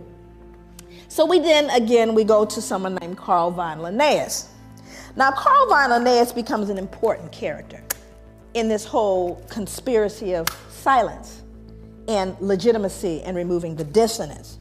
Carl von Linnaeus developed a system based on a criterion of skin color and laid the basis for 19th century racial classification. Linnaeus properly began the science of anthropology. So here we have the father of anthropology. Although color classification of races dated back to the ancient Egyptians, anthropologists refer to Linnaeus's Systema Naturae of 1735 as the first modern study of man. While Linnaeus advanced classification with his use of a color criterion, he also fixed on his 4 families of man certain moral and intellectual peculiarities that continued into the 19th century anthropological vocabulary. He described Homo Americanus. Who might that be? That would be Native American. American Indians. Homo Americanus. And what did he say about them? He said they were reddish, choleric, obstinate, contented, and regulated by custom. Homo Europaeus, as white, fickle, sanguine, blue-eyed, gentle, and governed by laws. Homo Asiaticus, that'd be Asians, as sallow, grave, dignified, avaricious, and ruled by opinions. And Homo Afer, as black, phlegmatic, cunning, lazy, lustful, careless, and governed by caprice. These insights into what Linnaeus defined as racial character, personality traits, behavior, intelligence, language, and a host of other related categories were transmitted into subsequent attempts at a science of classification and became more fixed than the races themselves. Not a shred of science here. But it is in a book. And it's touted as science. And what's more important, my students, I teach graduate students in social work. And they'll say, but Dr. Leary, my God, we're looking at 1707 to 1778. We are, right? After all. But do you not hear these same attributions today? Those blacks, they're lazy, all of the exact same, am I telling the truth? In your newspapers, in your accounts of them, do you not hear these very same things? So does it matter that it started in 1707 and 1778 and has no scientific merit? That's multi-generational, is it not? It's being passed along. Part of the swallowing into the social gullet. Those are the beliefs, you see. So it doesn't matter whether it's true or not. And thank you, Carl von Linnaeus. Again, he's removing the cognitive what? Don't they deserve to be treated the way we treat them? Have we not just justified what we've done? After all, I just told you this is who they are. We're not wrong. We're just trying to keep the domestic tranquility. Makes sense. I'm having a clicker thing. There we go. Johann Friedrich Blumenbach. Just look at him. He's not right. We could tell already. But he had to contribute his part as well. He says, now this man, Johann Friedrich Blumenbach, he was an individual. How many of you are familiar with the term Caucasian? Oh, yes. Then you know Johann. He would designate 5 races or varieties of man in the second edition of his work on the natural variety of mankind. His division into Caucasian, Mongolian, American, Ethiopian, and Malayan races, with the added Carl von Linnaeus descriptive peculiarities, became the subsequent basis of most 19th century anthropomedical studies. While Carl von Linnaeus founded his system principally upon skin color, Blumenbach considered a combination of color, hair, skull, and facial characteristics as fundamental means for classifying the 5 varieties of man. Central to his study was the Caucasian, a term which he originated. He took the name Caucasian, listen for the science, from Mount Caucasus because its southern slope had cradled what he felt to be the most beautiful race of men, the Georgian. The Caucasus near Mount Ararat, upon which the biblical ark came to rest after the flood, seemed the appropriate source for the original race of man. No science yet. Now I'm going to quote him. These are his words. For in the first place, the stock displays, as we have seen, the most beautiful form of the skull, from which is a mean and primeval type. The others diverge by most easy gradations on both sides to two ultimate extremes. That is, on the one side, the Mongolian, on the other, the Ethiopian. Besides, it is white in color. Anybody here ever met a skull that wasn't? Besides, it is white in color, which we may fairly assume to have been the primitive color of mankind. Zippity-doo-dah, no science, nothing to found this whole thing. He figured white skull, humanity began white. It's scary, but it's in a book, and it's touted as science, and we swallowed it without question. But race is a concept of society that insists there is genetic significance behind human variations in skin color that transcends outward appearance. However, race has no scientific merit outside of sociological classifications. There are no significant genetic variations within the human species to justify the division of races. Mankind is one. We are one humanity. Isn't it a shame that we are still debating that in 2008? But the reason why we continue to debate it is we still try to reconcile the ugly stuff that we've never dealt with. We still want to say they deserved it, so no one has to feel bad about all of those little babies dying and ignoring the ravages of Africa and killing young black males and urban cities, and disproportionate imprisonment, and disproportionate disparities in health. Oh, it must be their fault. How do you reconcile it? You see, rather than deal with it, we just continue to try to justify the behavior. Thomas Jefferson, you all know him? Yes, he's one of my favorite people, actually. I close out my book with a soliloquy from Thomas Jefferson. I actually end my book with it. Because Thomas Jefferson made a statement. Here's a man highly regarded in the United States. I mean, there are more statues of him than probably anybody. And he made a statement towards the end of his life. He says, "Indeed, I tremble for my country when I consider that God is just and that his justice cannot sleep forever."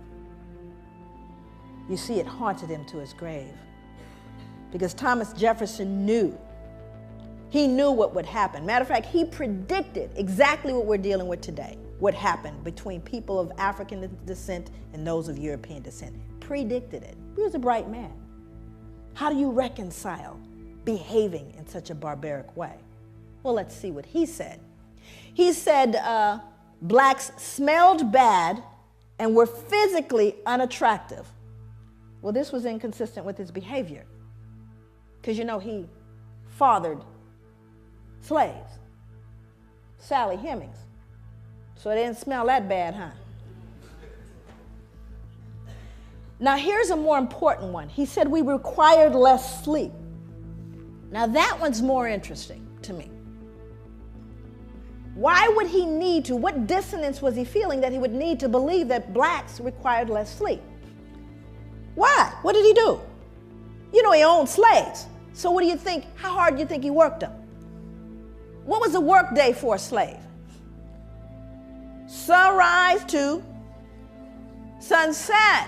But do you have any empirical evidence, Joy?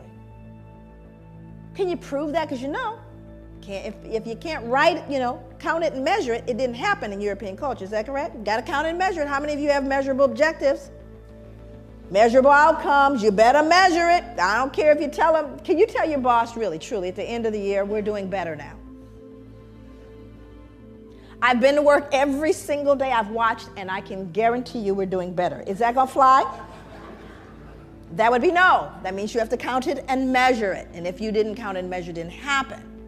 So when you start looking at the notion of requiring less sleep, that's an interesting thing, because I have to believe if I work you that hard.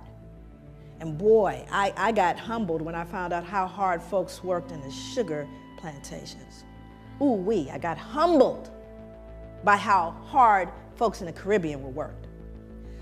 But what I decided to do is I looked at the Library of Congress. Most of my work over the 9 years that it took to write the book, 6 years of that was research. The other part of it had to do with doing interviews of elders and reading slave narratives, and there are thousands of them. This is just one taken from the Library of Congress. Sarah Gudger from North Carolina wrote, "Never known nothing but work, never knew rest, felt like my back was going to break. This the gospel truth." Then I looked at what happened in the sugar plantations, and this was amazing.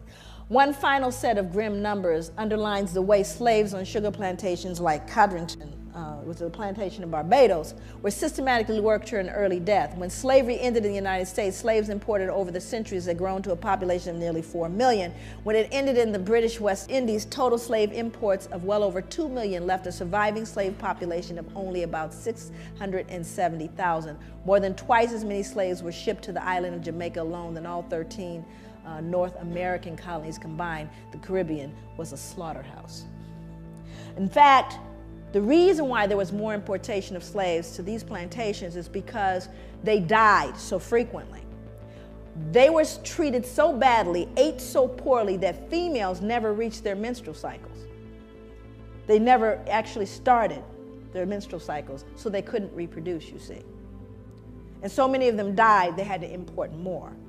That's how treacherous it was, you lazy black folks that you are. Isn't that ironic, though?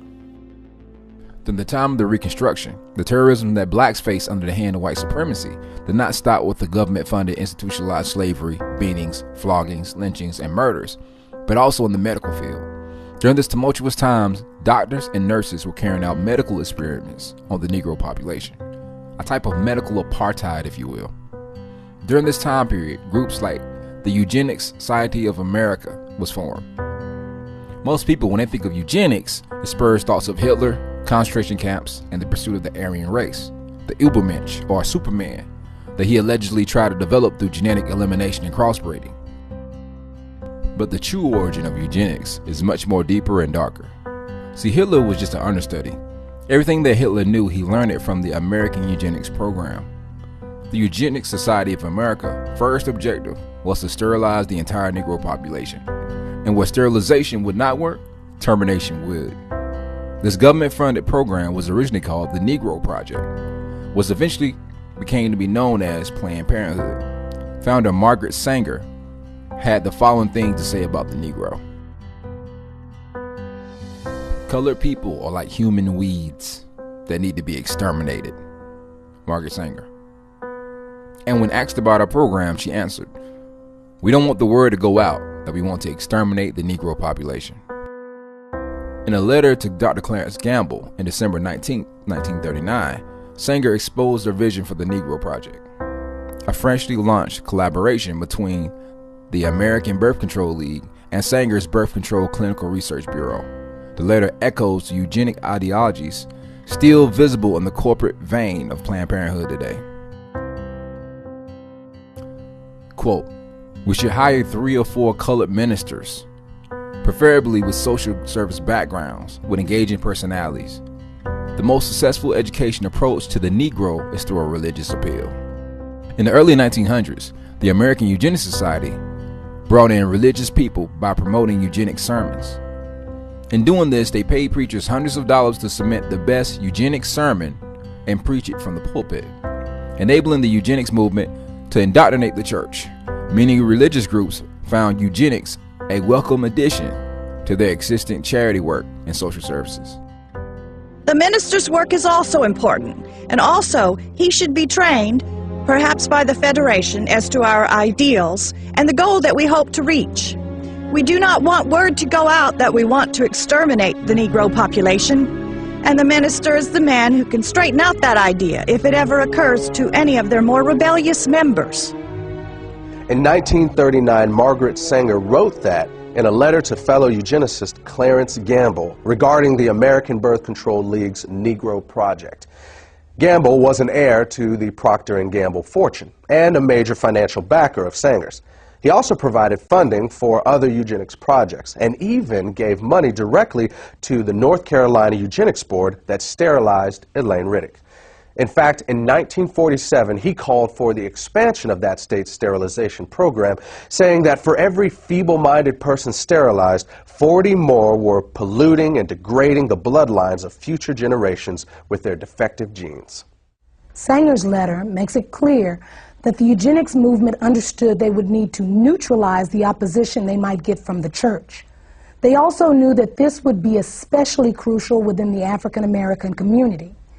Their strategy was to manipulate church leadership into selling the illusion that support for eugenics was not inconsistent with the Christian faith. To do this, they would often recruit pastors to be frontmen for eugenics policies and provide them with prepackaged sermons on eugenics. They also held contests in which awards would be given to the ministers who came up with the best pro-eugenics sermons on their own. This approach proved so effective that an almost identical strategy would be adopted by the American abortion lobby. I have seen the news media literally hide their trucks so that they would not be in a position to have to cover the demonstrations in front of Cobo Hall, only to bring them out after the demonstrators had left. This is an outrage that the black community is having the life of its babies destroyed, and the NAACP and the media are knowingly conspiring to keep this information from the public. This is an outrage, and it should be dealt with by every fair-minded American. We look at this issue of civil rights leaders who sell out, even when they clearly know that birth control and abortion are being used for black genocide. We need to understand that by the 1960s, population control, especially black population control, had become almost a religion for America's white power structure. And from the start, they made it clear that if you crossed them, or if you challenged their agenda, they would chop you off at the knees. And that remains true to this day. Whether you're talking about the liberal social engineers who control the Democratic Party, or the wealthy elitists who control the Republican Party, or the media, or the academic community, these people have created a kind of family planning cartel that does not tolerate dissent. And they have always been especially ruthless about this when it comes to African Americans. A perfect example of this was seen in the case of Samuel Yet. Mr. Yet was an award-winning journalist who had earned a master's degree from Indiana University, was a U.S. Air Force veteran of the Korean War, and served as special assistant for civil rights to the director of the U.S. Office of Economic Opportunity. He was also a professor of journalism at Howard University and a columnist for several magazines and newspapers. In 1968, Yet had become the first African-American reporter hired by Newsweek magazine, and he quickly became their Washington, D.C. bureau correspondent. But then 3 years later, he wrote a book that exposed high-level plans within the United States to use birth control and abortion as instruments of black genocide. Then immediately after his book was released to the public, Yet was called into his supervisor's office and fired. At that meeting, he was informed that his dismissal had been orchestrated by the Nixon White House. The next year, Yet told the New York Times that pressure had been put on Newsweek to get him out of Washington. Then later, despite the fact that his book was selling well, had received at least 2 national awards, and was being used as a textbook in over 100 colleges, Yet's publisher dropped him and the book went off the market.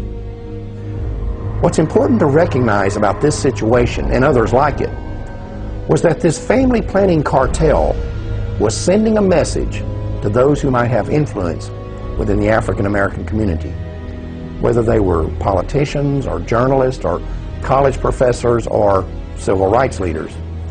They were being warned that when it comes to population control, they only had 2 options.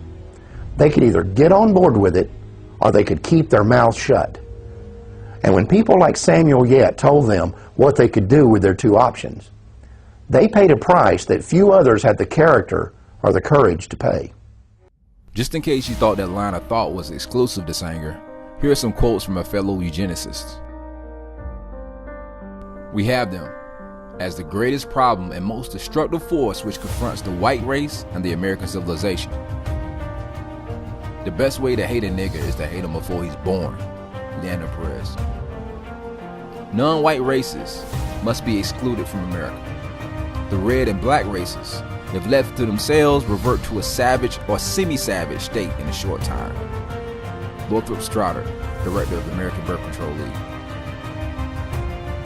The black man has never been a competitor, but has always been subservient to the white race. And just so long as he remains subservient, his position is secure. And just soon as he becomes a competitor, his fate is sealed. Dr. Benjamin Hayes, eugenicist. Even during the Nixon administration, President Nixon was caught on tape discussing the need to control the black mortality rate.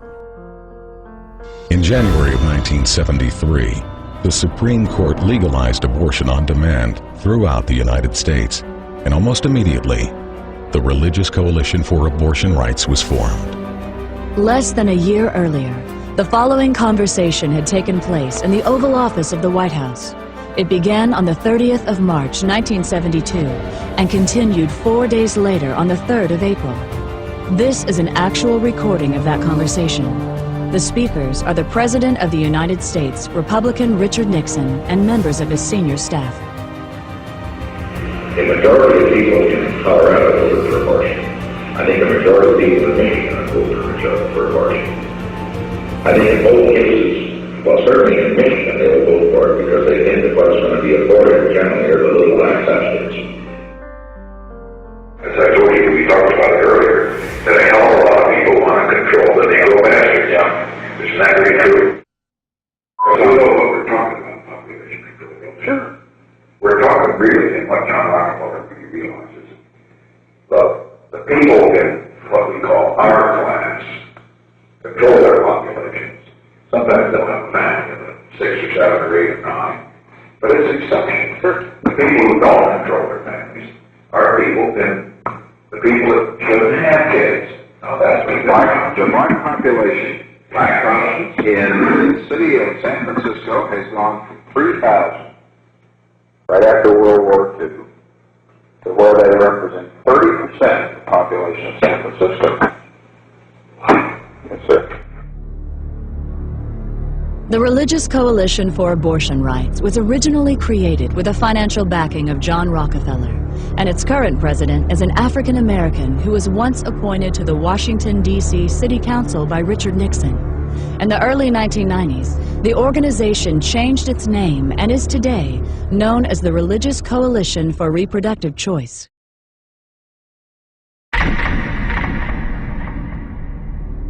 In 1969, a meeting of the United Nations Educational, Scientific, and Cultural Organization, also known as UNESCO, proposed that an American Population Commission be created with a, quote, large budget for propaganda, unquote.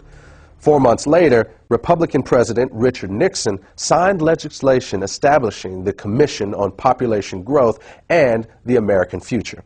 The bill authorizing this new initiative had been passed with overwhelming support from congressional Democrats and was chaired by John Rockefeller. The executive director of the project was to be Dr. Charles F. Westhoff, who was also a member of both the American Eugenics Society and Planned Parenthood's National Advisory Council. Another member of this new commission was Dr. Joseph Beasley. In the 1960s, Beasley oversaw an aggressive eugenics program that concentrated on black neighborhoods in New Orleans with the stated intention of lowering welfare costs. This project would eventually be described by Planned Parenthood President Alan Guttmacher as the #1 success story in the history of American birth control movement. It also led to Beasley being elected chairman of the board of Planned Parenthood in 1970. Then in 1975, Beasley was sent to federal prison for conspiring to defraud the U.S. government of $778,000.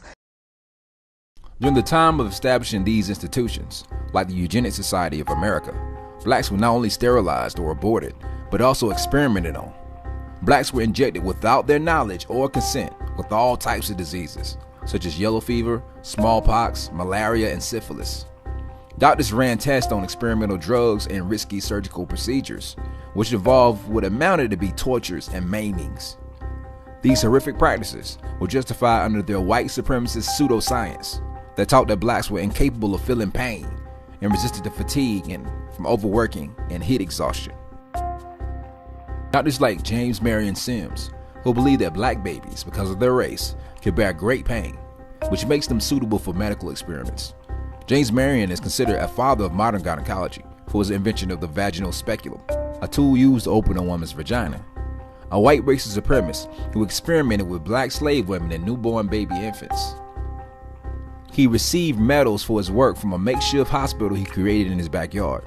Interested in trismus nascentium, essentially lockjaw in infants, Sim began experimenting on the infants born to slave women. Although it's now known to be the result of unsanitary practices and nutritional deficiencies, Sim attributed trismus to intellectual flaws and indecencies of blacks with the skull formation at birth. To test this, Sim used a shoemaker's awl to pry the skull bones of the babies into alignment. These experiments had a 100% fatality rate. These barbaric practices needed justification, so to remove the cognitive dissonance, new medical conditions were established. Enter Samuel A. Cartwright.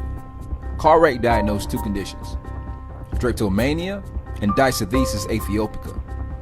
Drapetomania is allegedly a mental condition that causes blacks to want to be free from captivity. Cartwright prescribed whipping the devil out of them as a preventative measure. As a remedy for this disease, doctors also made running a physical impossibility by prescribing the removal of both big toes. Dysthesis aethiopica, on the other hand, is an illness that allegedly causes laziness in slaves. Cartwright felt that it was easily curable if treated on sound physiological principles. Insensitivity of the skin was one symptom of this disease, so the skin should be stimulated. He felt like the best means to stimulate the skin is first to have the patient well washed with warm soap and water, then anoint them all over in oil and slap the oil with a broad leather strap. Then put the patient to some hard work in the sunshine. These insane constructs became the backbone of their reasoning for the extermination of black life.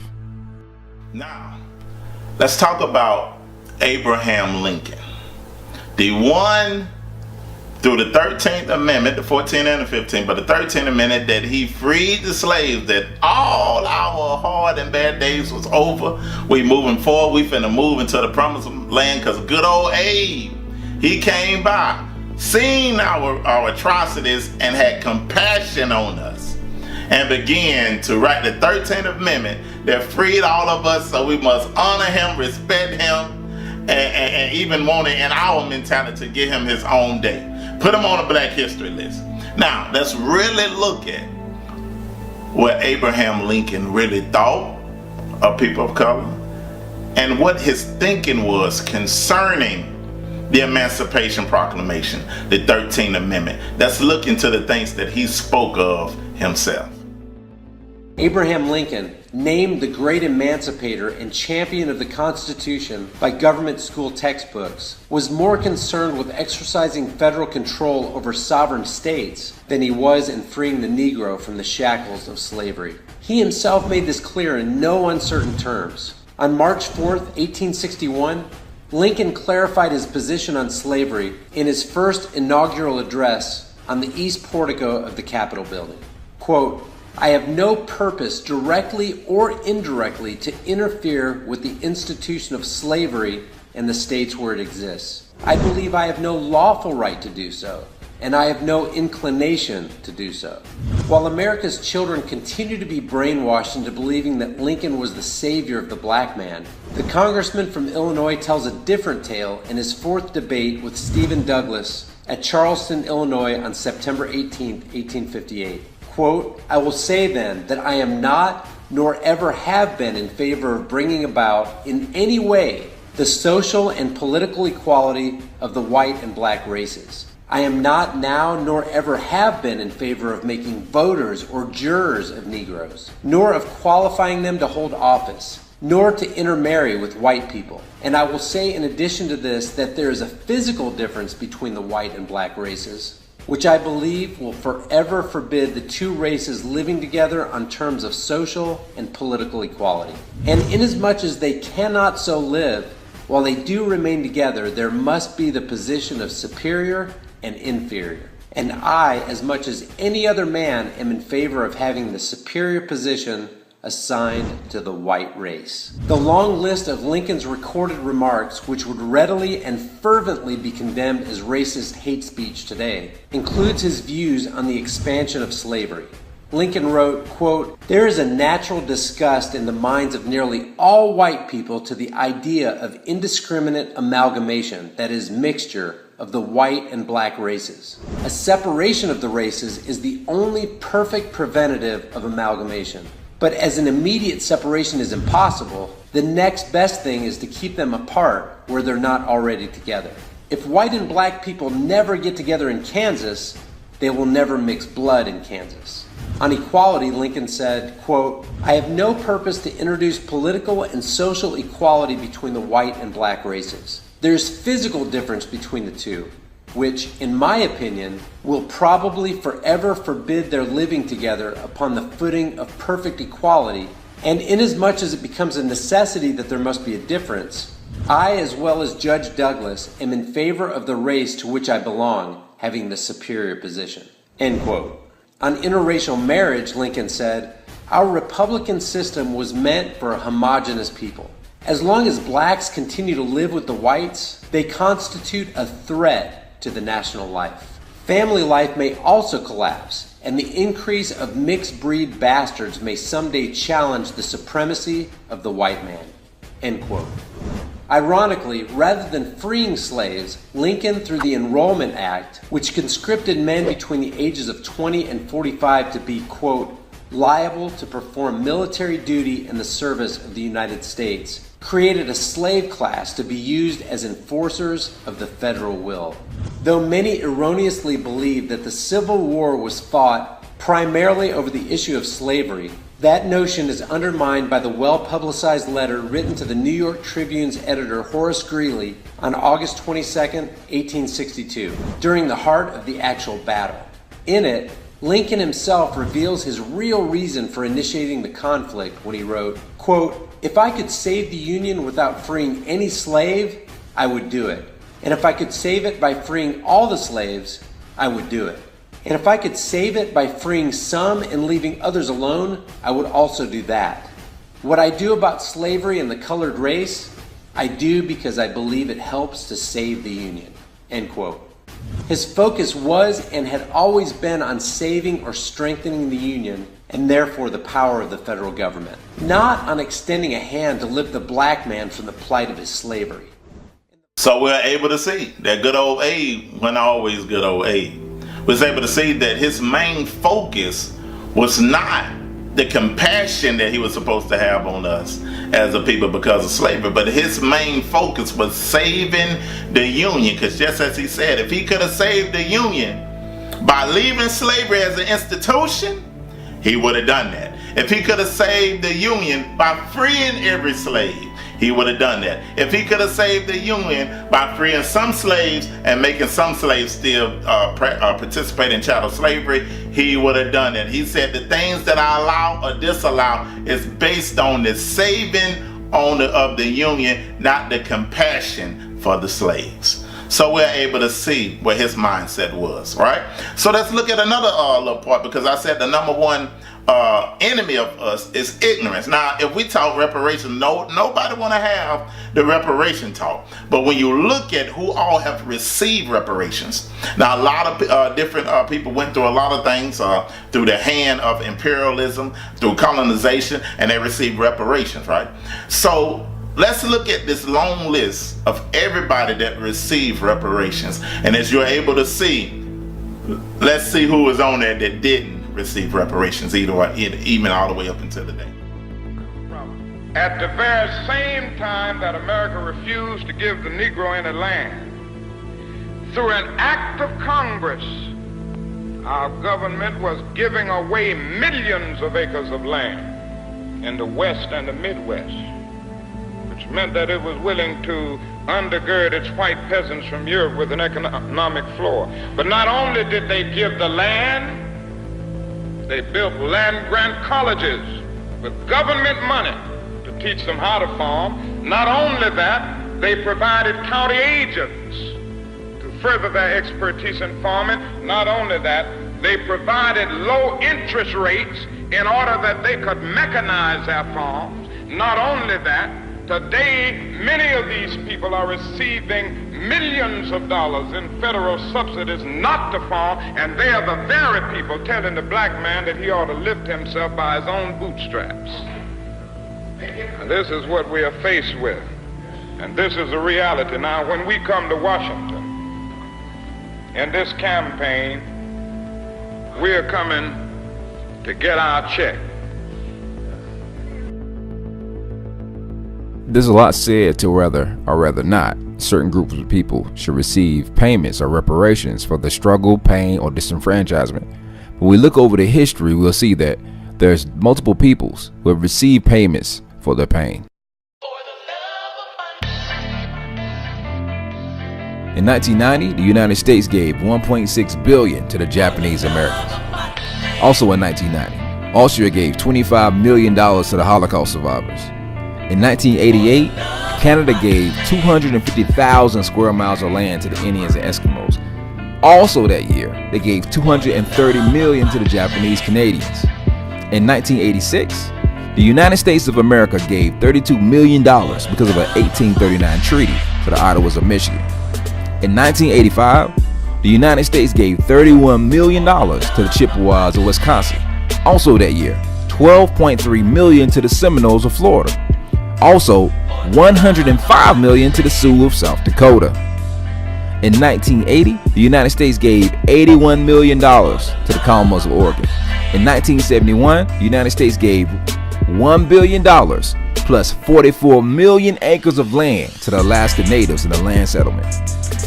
In 1952, Germany gave $822 million to Holocaust survivors.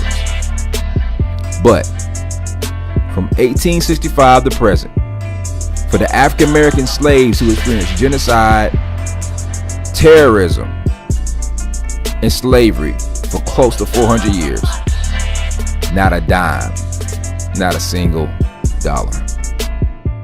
First came out of slavery, blacks were relatively successful because they understood the importance of one thing, and that was to learn how to own and to control, get resources, because that was the whole purpose of slavery. Slavery was basically to maldistribute almost 100% of all this nation's wealth, resource, privileges, and controls of all levels of government into the hands of the dominant white society. And it was very effective. It did an excellent job. And when slavery came into existence in the 1500s, it had a very specific purpose. Slavery was an economic issue, not a social issue. And so black folk learned that even as slaves, they might not have been well educated, but they weren't stupid. They figured out that he who owns and controls has the power. And so when slavery ended in the 1860s, about 1866, at that point in time, they learned something else from the radical Republicans who came out and said that black people in America can only be one or two things. Either you're going to be slaves or you're going to be free. To be free, you must minimally, these blacks must minimally, 5 million, almost 5 million blacks must minimally have 40 acres, a mule, and $100 given to them coming out of slavery if they're going to play this game. Because at that time in slavery, black folk were the primary generators of wealth on the earth. This country had invested over $8 billion just into slavery. That was more money than all the businesses and all levels of government put together. And black folk as slaves, they knew the importance of wealth and owning and controlling. And they wanted that 40 acres and a mule and $100. And Congressman Thaddeus Stevens, Charles Sumner, and Benjamin said that on the floor of the United States Congress in the 1865 Civil Rights Law. Give black folk 40 acres, a mule, and $100. And Andrew Johnson came, he became the president after Lincoln's assassination. He killed the bill. They came back again in 1866 again and said black folk have to have resources to be able to compete. And then later on they converted that to the 14th Amendment in 1868. But in the meantime, black folk left slavery. not owning, controlling anything. Black folk left slavery after 400 or 500 years, penniless, poor, disorganized, no religion, no clothes, no food, no animals, no home, no land, no tools, no weapons, nothing. And white folks told them, go out there and compete. And unfortunately, our leadership didn't understand that. You cannot compete not owning anything. But a few blacks got the word. They said, what we got to do is try to get some of that land at 40 acres and a mule.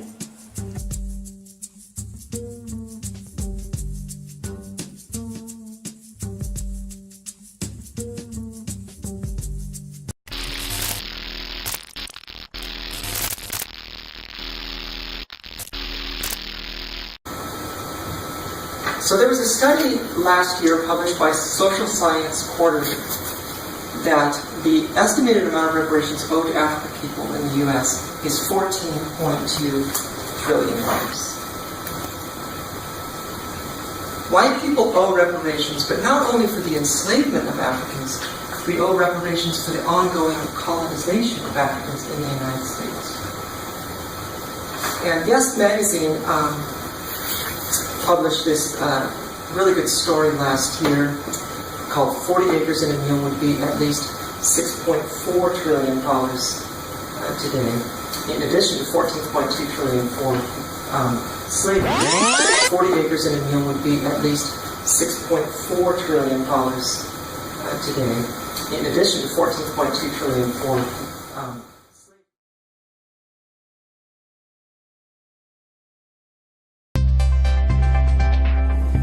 The United Nations-affiliated group, the Working Group of Experts on People of African Descent, has released a 22-page report calling on the U.S. to provide reparations for African Americans and a formal apology for slavery and the Jim Crow laws. The group stated that the country is not acting with the due diligence to protect the rights of African Americans, as evidenced by the lack of gun control and stand-your-ground laws, among other things. Even though the group has official ties to the UN, Ted Picone, a senior fellow at Brookings Institute, said, UN reports like these are not binding or given much visibility in the U.S. The U.S. government has ignored the UN in the past, including the Committee of the Elimination of Racial Discriminations report in 2014 that included recommendations to prohibit racial discrimination in all its forms in federal and state legislation, including indirect discrimination, covering all fields of law and public life. Now, let's have this talk again about reparations, because we was able to see who all received reparations because of what happened to them, and some that America was not even a part of, but America giving the Jewish people reparations. But when we talk about our reparations, everybody want to be quiet.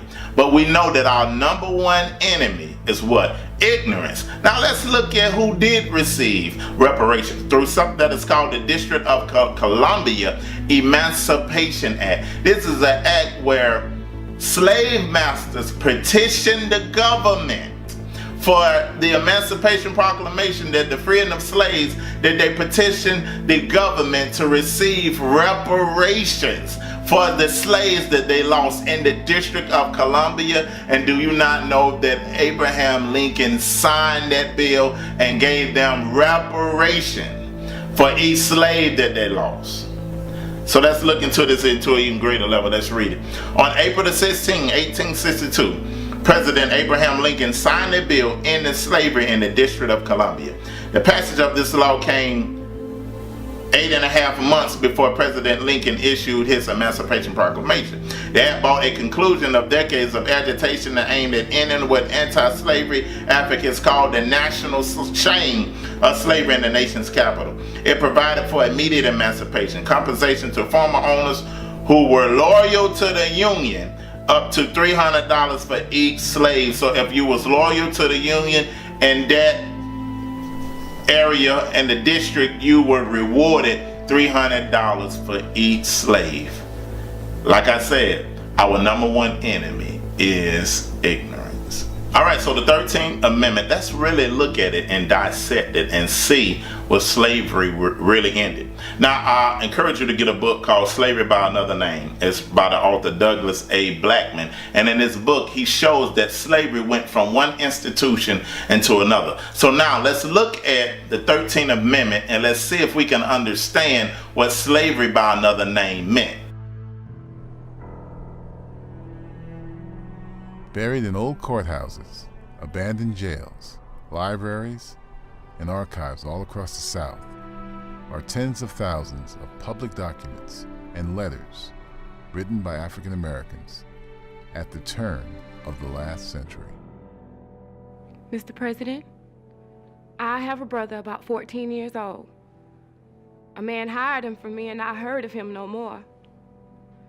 He went and sold him to McGree and they's been working him in prison for 12 months.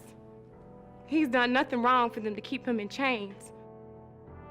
Written more than 40 years after the Emancipation Proclamation, these letters bear witness to a sinister and little-known chapter in American history. Whenever one is in a conversation where someone says, what's wrong with black people? Why can't they get over it? Slavery ended 150 years ago. That's fundamentally false.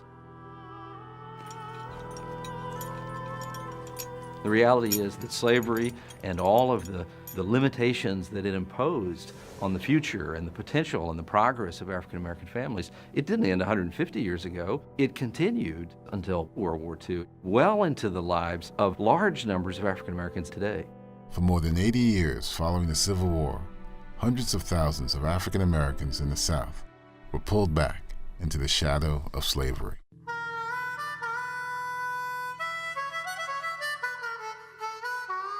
Buying and selling African Americans ended with the 13th Amendment, but that did not translate into actual freedom. One of the fascinating things about the text of that amendment is that it says that slavery is abolished, except in the case of a punishment for a crime. With emancipation, the nature of both crime and punishment in the South changed dramatically. In state after state, county after county, laws were passed to criminalize black life. It was a crime in the South for a farm worker to walk beside a railroad. It was a crime in the South to speak loudly in the company of white women. It was a crime to sell the products of your farm after dark. But the most damaging of all of these laws were the vagrancy statute. In every southern state, you became a criminal if you could not prove at any given moment that you were employed. Once arrested, convicts were released and forced to labor in coal mines, lumber camps, brick factories, and turpentine farms. They were shackled, imprisoned, and tortured, sometimes to the point of death. The fact that blacks were treated the way they were, like animals. People could be just picked up and put in jail. They could be lost in the system. Nobody knew how to find them.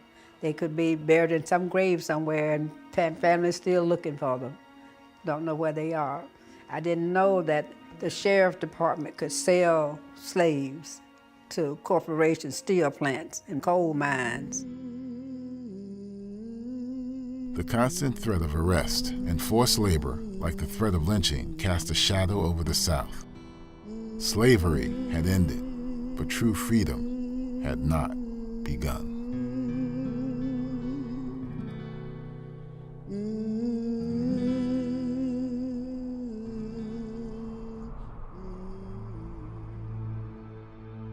Now we're able to see through the understanding of the 13th Amendment, well, what it was truly saying, slavery by another name, we was able to see that slavery now had been outlawed unless it was punishment for a crime. And we have understood what convict leasing was, where now I don't have to care about my slave now. Because when one dies, I can just have crimes out there. Remember the black codes and the black laws and the pig laws and different stuff that we just went over? Now I can just grab me another one, make more laws on them, and grab me another slave. So now I can work them in coal mines and they can work from sun up to sundown. I can still beat them, I can still whoop them, I can still discipline them. Everything was still the same, but now slavery was punishment for a crime. And now the laws have been set up against the people. Like we see even vagrancy laws that have been set up against the people. That if you don't even have a job, you could be convicted of a crime. So the convict leasing system and debt peonage and all these things lasted all the way up from 1865 all the way up to 1942. So what in particular happened in 1942 to get these things completely dissolved from happening in the United States out in the open? What happened? Did the government look at these situations and have compassion on people of color and just say, we got to stop this, this stuff is not right, we got to outlaw these things? What happened in 1942? In 1942, an act called the Circular 3591 Act. Now let's look at it and let's see what that is. The Circular 3591, dated December 12, 1941, enabled authorities across the country to finally break the backs of involuntary servitude. This documented order used constitutional amendments and various Reconstruction laws to persecute individuals suspected of holding people under forced labor conditions, whereas previous prosecutions failed due to lack of evidence of debt peonage in cases. The new direction would concentrate on violations of forceful bondage. The Circular 3591 provided the necessary legal framework to effectively close the loopholes on slavery in this country. As such, December 12, 1941, while not typically acknowledged among more prominent events, is a date that changed the lives of African Americans and Americans in general. Now, on the surface, it seems as though the Circular 3591 Act was a conscious decision by the American government to stop the systematic eradication and enslavement of blacks in America. But if you look a little closer, you'll see the underlying motive. See, as the act was developed on December 12, 1941, there was a major event that happened that hastened the need for manpower just 4 days before the signing of the Circular 3591. On December 7, 1941, the Japanese bombed Pearl Harbor, thrusting the United States into World War II. Blacks in the South were still living under treacherous conditions of reconstituted slavery with no foreseeable means to end the practice. The bombing of Pearl Harbor forced President Franklin D. Roosevelt to address the horrendous circumstances of blacks in the South, as it would be an international embarrassment. Despite the continuing discrimination, more than 1 million African Americans volunteered to serve in the armed forces to fight against Hitler.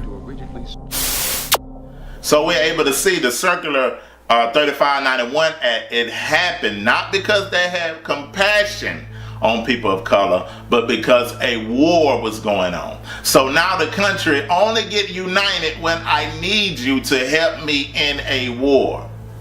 Remember, our number one enemy is ignorance. So now let's move on and show more of history so we can get a more greater of an understanding of where we at, what happened, and what we need to do to move forward.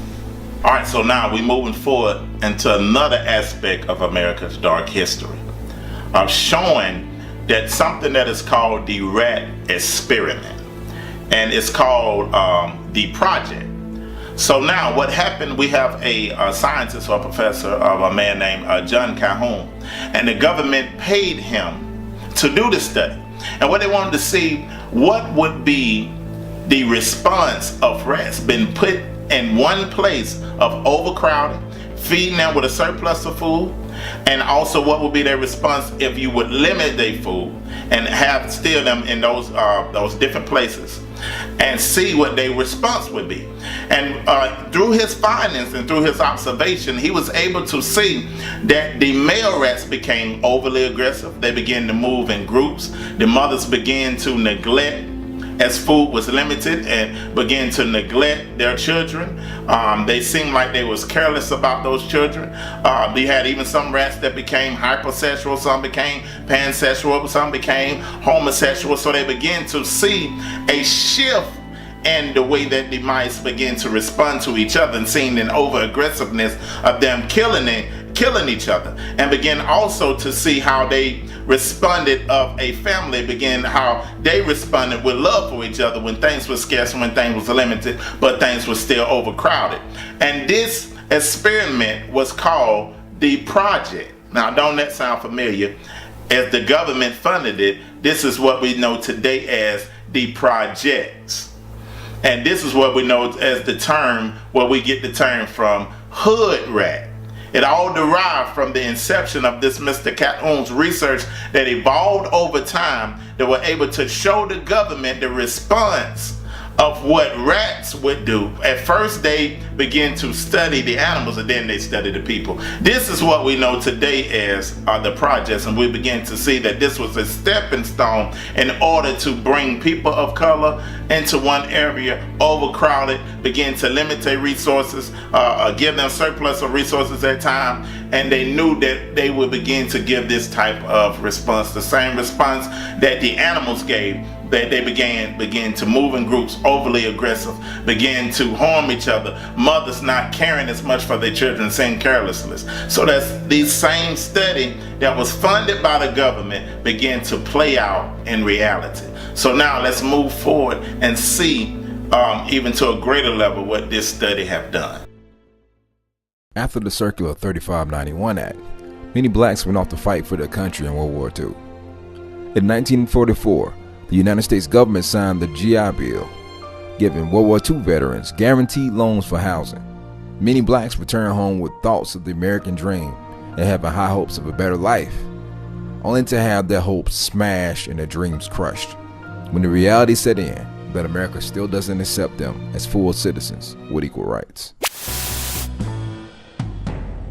We came to Levittown and we found the model house, and we walked in and we looked around, and of course in the eyes of a young man who was raised in the ghetto, so to speak, it was an interesting experience, interesting lifestyle, seeing all the new modern conveniences, very fascinating. Eugene Burnett came home with almost 1 million other black GIs. They had fought for the country in segregated ranks. They returned hoping for equality and the American dream. For many, that dream was a new home for little money down and some of the easiest credit terms in history. I went up to the salesman. We're interested in your home, we're interested in buying one, and what is the procedure? Is there an application to be filled out? So forth. So he looked at me, looked around, and he said to me, he says, listen, it's not me, but the owners of this development have not as yet decided to sell these homes to Negroes. It was as though it wasn't real. You can't imagine.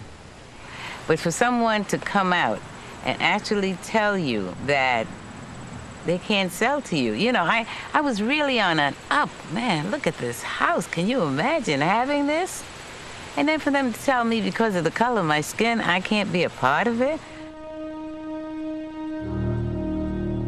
The FHA underwriters warned that the presence of even 1 or 2 non-white families could undermine real estate values in the new suburbs. These government guidelines were widely adopted by private industry. Race had long played a role in local real estate practices.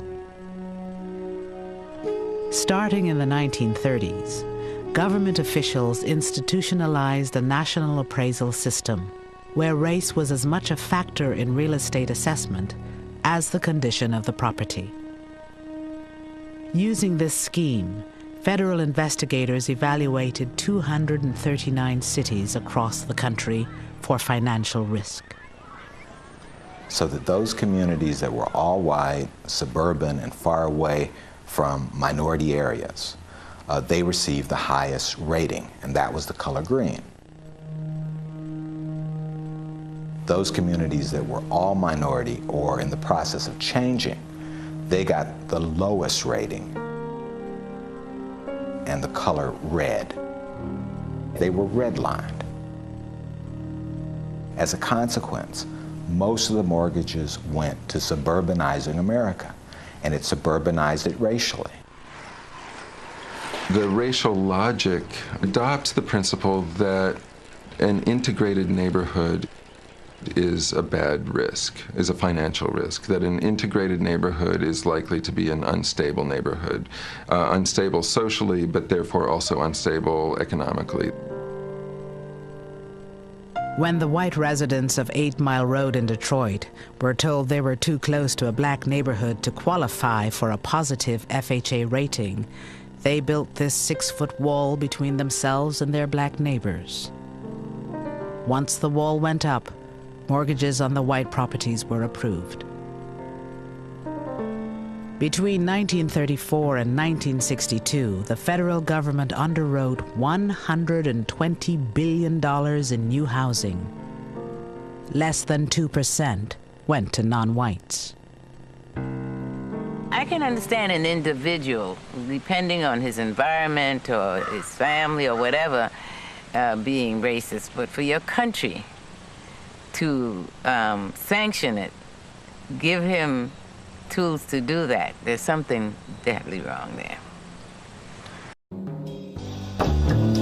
The making of Newark's riot actually begins a full generation before the riots actually hit. You know, I think we often mistakenly believe that it's natural that the inner cities be problematic and the suburbs be pristine in the United States, but it wasn't really so much God or nature that decided that, it's human decisions. Mainly through federal housing, transportation policy, Newark was destined to become a city mainly of poor people, mainly of black people, where more and more upwardly mobile whites would be encouraged to actually leave the city. After World War II, and certainly throughout the 50s, the whole image of the suburbs was pushed. You haven't arrived until you get to the suburbs, until you have your backyard, until you have your front yard, maybe 2 cars. You know, suburban tracts were subsidized by the federal government. You know, and the highways were subsidized by the federal government. 1945 until really into the 70s,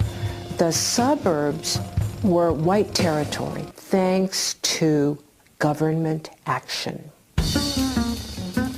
It was not just white flight, it was also white people taking advantage who wouldn't of very advantageous lending policies. These things had not been available before the war to a wide segment of Americans. They were not available to black people. You had the bank redlining under Roosevelt. Actually created maps where they literally drew red lines around a block with the presence of just one black person or one Jewish person would be enough to literally redline a block on the map, which meant there would be no mortgages given on those blocks. Newark is written off by the people who are making these decisions. So they're really saying that Newark is not a good place for the federal government to invest. The suburbs are. Block busting. Real estate developers have busted up blocks because one black family might move in, scare tactics to get whites to sell cheap and then sell high to the blacks who moved in. The pitch was, hey, these colored people are moving in. You better sell now before your house value goes all the way down. And you get these people just to get scared. They'd sell their house low. But then those blacks who moved in weren't getting any bank loans. They wouldn't get any insurance on those homes. So that led to conditions which deterioration of much of the wood stick housing that Newark had. So it was, disgusting but fascinating from an economic point of view.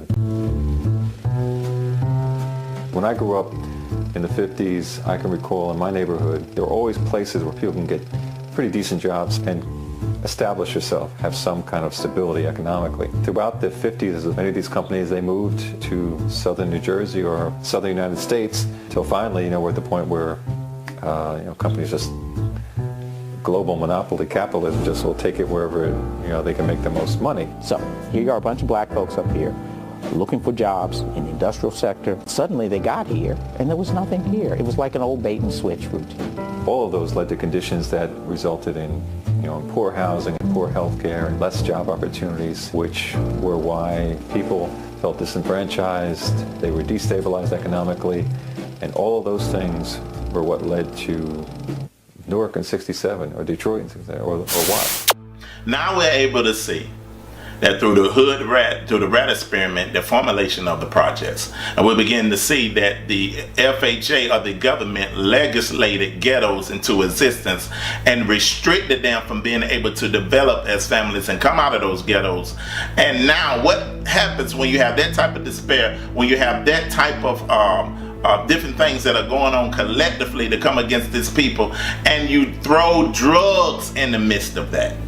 Because we understand that no young man has the resources to get drugs from all over the world and formulate. He is a source that he's getting these drugs from. Now, what happens when you throw that into the mix?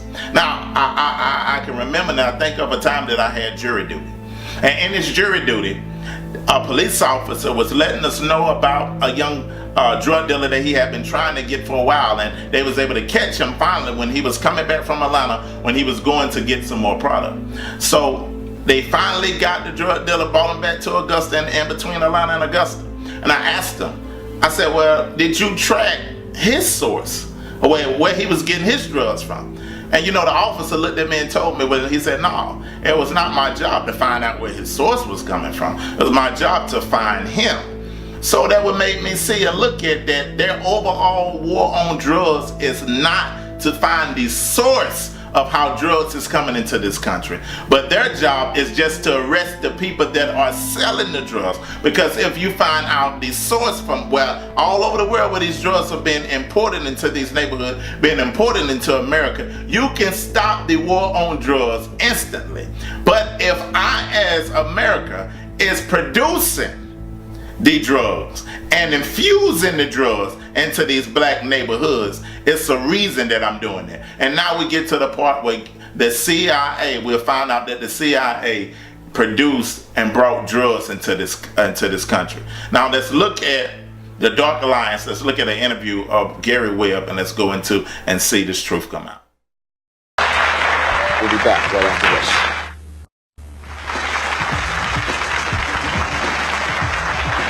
We're talking today, this is really a show about what we can call rumors. The rumor that the CIA was involved in making sure that cocaine made it to the streets of South Central LA back in the early 80s, and then helped to develop and turn it into crack, which was then spread across America, and is the reason why most of our inner cities are in the plight that they are in. And a lot of this has been out there for years, but it wasn't until recently that the story broke again. And my next guest is a reporter, not from San Diego, California, but from San Jose Mercury News, and he wrote a story called The Dark Alliance. Please welcome Mr. Gary Webb to the show. And Gary, this really, I think the current fervor over this issue is because of your article. A lot of people may not be familiar with what the Dark Alliance meant and stands for. Why don't you tell America what the story is about first, and then we'll talk about the issues. It was about a cocaine ring that operated along the west coast of the United States throughout most of the 80s.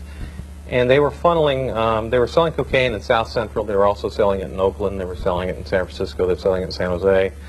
And some of the money they were making was going to support an army that the men who ran the cocaine ring worked for, called the FDN. This was an army that the CIA started in 1981 and supported. Better known to us, most of us who remember news, the Contras from Nicaragua. So go right ahead. The men that were running the cocaine ring were top officials of this Contra army. And what we found was that they were selling this stuff in South Central, which is, predominantly black section of Los Angeles, immediately before the outbreak of the crack cocaine epidemic. They started selling powder. Tons and tons and tons of powder cocaine was going into this one small area of the city. And from there, they sold it to Freeway Rick. And Freeway Rick took the powder, turned it into crack, and starting in 1983, 1984, began distributing it to predominantly the gangs, the Crips and the Bloods in Los Angeles. And they spread it, from there. From there. Now, since this has happened, you have butted heads with everybody in Washington, D.C., trying to get information about the story. Have you not? Yeah, we worked on this for a year, and it was only because some people at National Archives believe freedom of information means freedom of information. We got some documents that showed that pretty strongly that there were some CIA connections to this. Let's talk a little bit about those documents for a second, because there's a gentleman, this figure that we talked about yesterday on the show. His name is Blandón.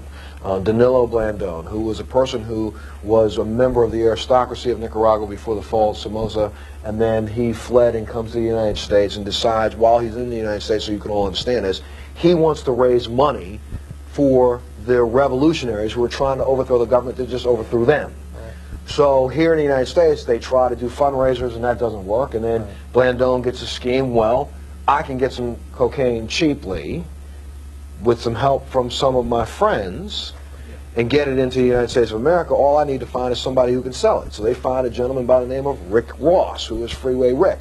Rick Ross comes in and starts selling cocaine at the terms beginning 1 or 2 grams, and within weeks 2, 3, 4 kilos a week. Within months, spread like wildfire in the early 1980s. And in Los Angeles, a drug dealer known as Freeway Ricky Ross was in the middle of it. Prosecutors called Ross the Walmart of crack. He made millions in the early 80s dealing to Los Angeles street gangs. Police say he was among the first to take expensive cocaine powder and cook it into low-cost, highly addictive crack, then distribute it through the gangs. Webb says Freeway Ricky helped trigger an epidemic of human misery. It's destroyed our community. All the black men are in prison, most of us. Rick Ross is now serving a life sentence for cocaine distribution. The women are still strung on the drugs, kids without fathers, without mothers. And honestly, how much responsibility do you have for that? A lot. A lot of it was my fault. I played the game. Police in Los Angeles say he virtually cornered the crack market, thanks to a steady supply of cheap cocaine. A pipeline so good that Ross was able to introduce crack to other cities, using his gang contacts, and to make himself, he says, a very rich man. 6 shots fired, tag 8. On your best day, how much money did you see? A couple million, 2, 3 maybe. On a day? On a good day. How many days like that were there? A few. Quite a few. Rick Ross's drug supplier did have connections. The bottom of one common theory, you've got to go back to the Cold War of the 1980s. The Iran-Contra scandal was brewing and would eventually enrage the American public. The United States government had funneled $18 million from a secret $30 million arms deal with Iran into the Nicaraguan Contra-Revolutionary Group in an attempt to depose the socialist Sandinista government. The ensuing investigation unveiled something else unexpected. Many documents were released from the Iran-Contra era that showed that the CIA was deeply involved in drug smuggling all over the United States and throughout Central and South America. I was being groomed to be in a position where I could say yay or nay to search warrants. And that's when it became clear to me that the Central Intelligence Agency was actively protecting certain large drug shipments, and that's when I drew the line and I said I wouldn't compromise my honor. Rob Bonner is a friend of mine throughout the first George Bush administration, documented that yes, the CIA was involved with the importation of a fair amount of cocaine with regard to the Iran-Contra, etc. But it just has to happen because of the money. Let me understand what you're saying. A ton of cocaine was smuggled into the United States of America. Well, in Nicaragua in the middle 80s. Now it is alleged the CIA also helped the Contras raise money for arms by introducing crack cocaine into California. Deutsch felt he had to do something to try to deal with the outrage that was foaming all over the country at the time, and of course it just blew up in his face.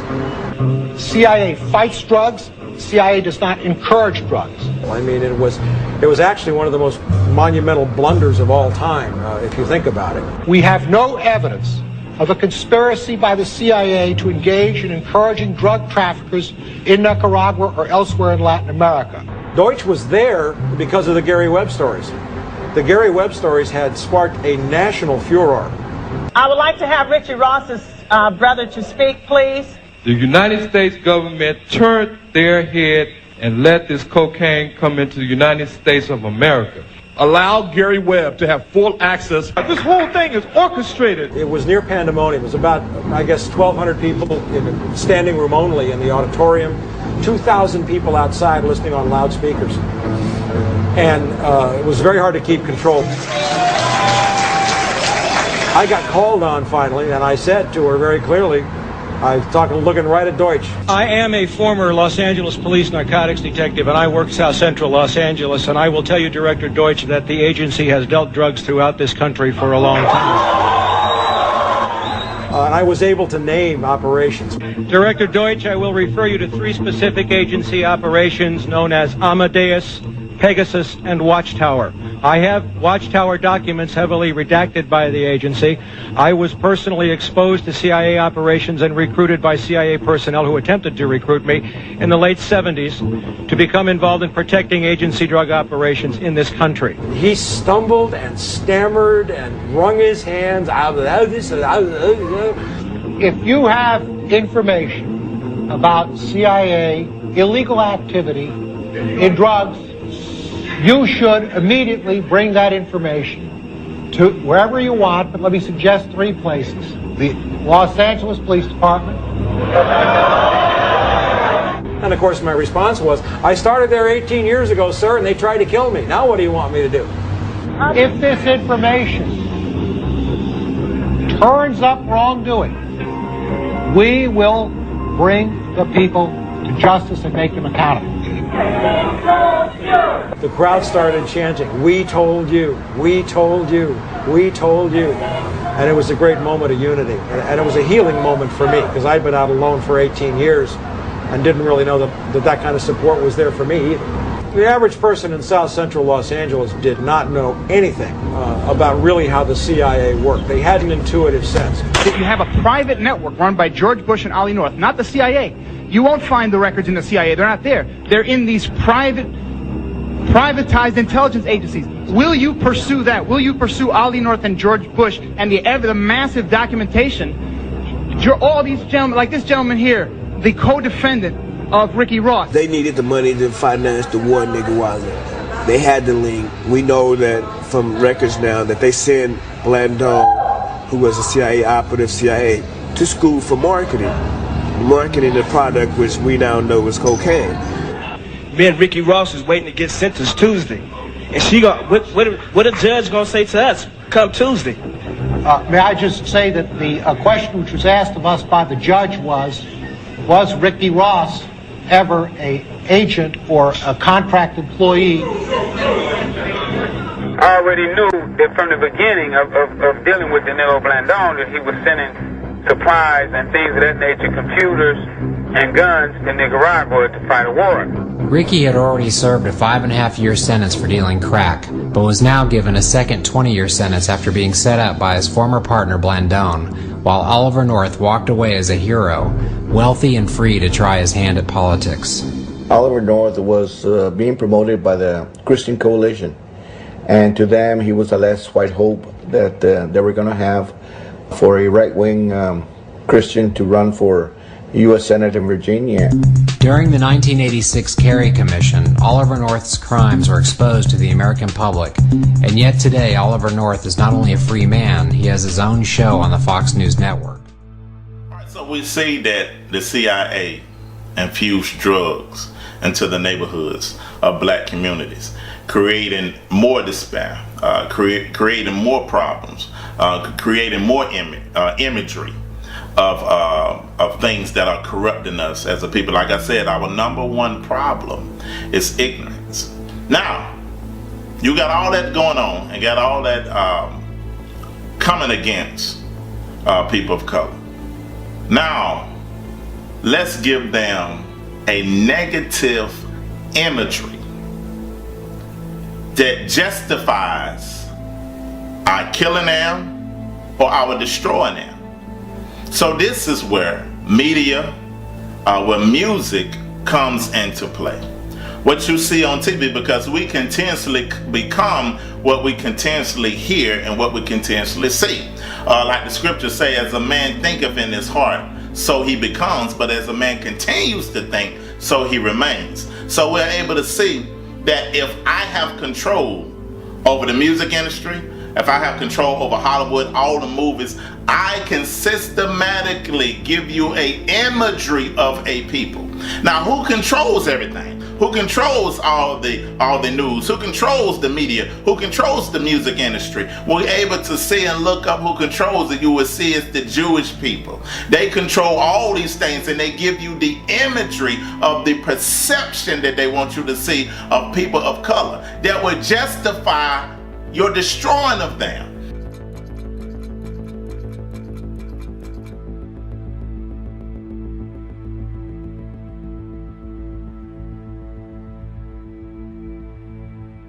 I feel like we losing it. You know what I'm saying?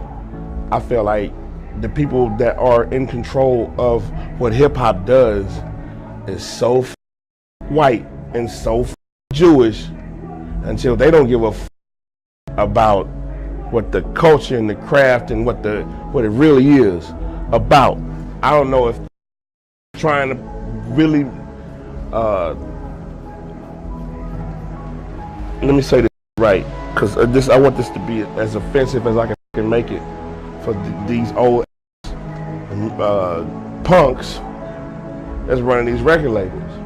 You know, that's in the powerful positions to dictate what the black community hears and listens to. You know what I mean? I hate that. Like, that pisses me off. Like, there's no way that you can tell me that it's not a conspiracy against the blacks in hip hop, because you put out records that make us look stupid. You make us look dumb. You brainwash a generation. You brainwash a generation of hip hoppers with this crud. And then when these other rappers come out, splitting it down the middle, these other rappers shit sound like, wow, y'all are great. Y'all look stupid. Y'all look great. Y'all look stupid. Y'all look great. And then, you know, start going over here, and then pretty soon, you know, hip hop is white now. I'm from the ghetto, so I'm used to that. Look on the map and find Texas and see where used to that. It's on the borderline of hard times. And it's seldom that you hear niggas praying and giving God time. That's why I ask my mom to pray for me. Because I know that even I got to die, and he got a day for me. And every morning I wake up, I'm kinda glad to be alive. Cause thousands of my homeboys die. Stay on YouTube, MySpace, when this ignorant gon' stop. They monopolize the news, your views, and the channel you choose. Propaganda, visual cancer, the eye in the sky, number 5 on the dial. Secret agenda, frequency antenna, Dr. Mindbender. Remote control, soul controller, your brain holder, slave culture, game's over. MySpace pimps, hoes, and sluts. Y'all exploit rap culture, then y'all flip on us. And you own the post, and y'all shit on us. What is they net worth? They gon' try to censor my next verse, throw 'em off the roof neck first. Murdoch on Fox, not 18 with Barack. Yeah, but you know, it's like the gays and the Jews run the media, you know what I'm saying? And that go for radio, TV, all that, my nigga. You know, I just found out the nigga Mitt Romney owned Clear Channel. Wow. Yeah. The big Republican dude? Yeah, the nigga that's trying to be the president right now. Yeah, I wonder if he telling fuck Master Flex what to play. Damn. I mean, that's crazy, my nigga, but it is what it is. You know, if you not in certain circles, you know, you ain't going past a certain point, or you might not just get in the door, or if you happen to sneak in the door, you can't go to the next level unless you know what I'm saying, you get down a certain way with certain individuals. Old white men is running this rap. Corporate force is running this rap. Tall Israeli is running this rap. We poke out our asses for a chance to cash in. Cocaine is running this rap. Joe Yak and E-pills is running this rap. Quasi-homosexuals is running this rap. What, yo? We're running the world.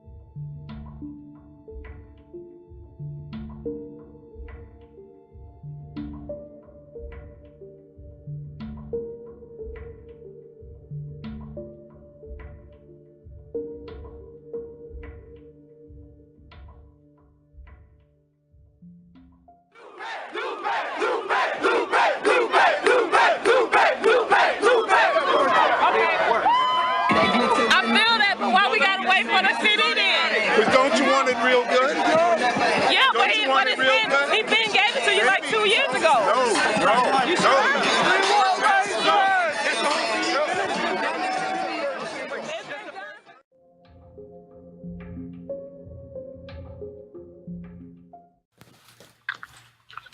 who's this? Hold up. This is the Drink Champs, the #1 podcast in the business. And right now we're talking to, hands down, the most important man, in my opinion, in the whole music game. He's a mogul. He's been doing this. He personally signed me and taught me how to be a man with money. Right now, we got Leo Combs on the line. Let's make some noise! Yo, Leo, I gotta big you up off top, man. Well, I want to address the comment you made about mogul. I don't consider myself a mogul. Myself a servant. I prefer if you could replace mogul with humble servant.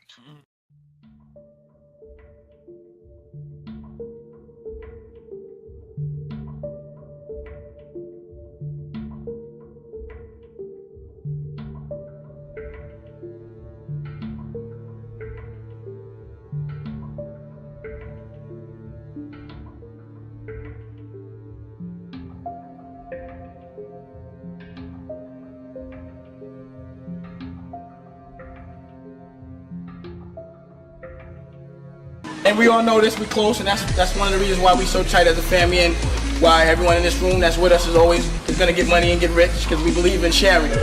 And also want to give a happy birthday to my son Boogie. He's my best friend too. So I say, first let's make a toast to Jay-Z and Boogie and life and friendship, and then a toast to Rockefeller. Get the glasses around the room. That look hot. Hey, get the glasses around the room. Put the glasses back up. Yeah. Kettle cup. Alright, yeah. Rockefeller for life. Rockefeller for life. New York. How? People that control the world and, you know. Do you believe that those sort of organizations exist? I think there's friends. I think there's friends. I think there's friends. I think there's friends. I think there's cliques of friends who control things. Rockefeller for life. Rockefeller for life. New York.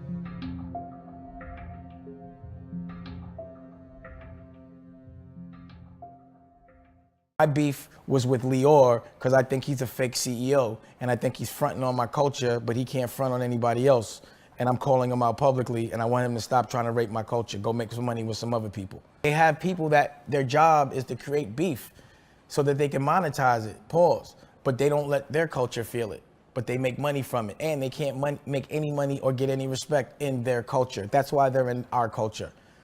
It is what it is. It's a perfect example of what they always do to us. They always try to, offer some paper bag of money or whatever it is, whatever selfish agenda, which is the test, and then have us divide so they can benefit and take the fight off of them and put the focus on them. Never had a beef with Jay, always with Lior and his whole crew. He's the one that ruined Rockefeller. I think it's fair to continuously make money off our culture, not make money off your own culture, not use any of your money to help our culture, but use the money you make from us to help your own culture, and then not to give the respect to the people that are the DNA of. Call Kevin Lowndes. I don't think I've ever seen a Leo Cohen interview. Exactly. Of course you don't see. Of course you don't see the puppet master.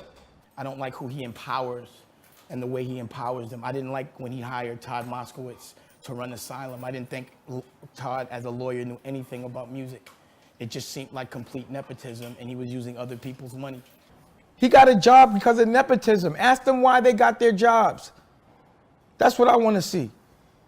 How did Joey get the job president of Urban, and what does that mean? I need to see credentials. And I have to worry about being manipulated by somebody that's smiling, pretending that he's with you, but he's robbing you. Because when they rob you, they don't come as an enemy, they come as a friend. But I've been to these Jewish events, and I have nothing against Jewish, where I've seen them make Jay-Z gift speeches. And I've been like, well, I don't understand why that doesn't happen in my culture. You know what I'm saying? Like, I'll tell you right now, stay clear of Lior. He will rob you. He will ruin you for the money. And when you're with him, you look like a slave, because that's how he looks at you. Trust me on that.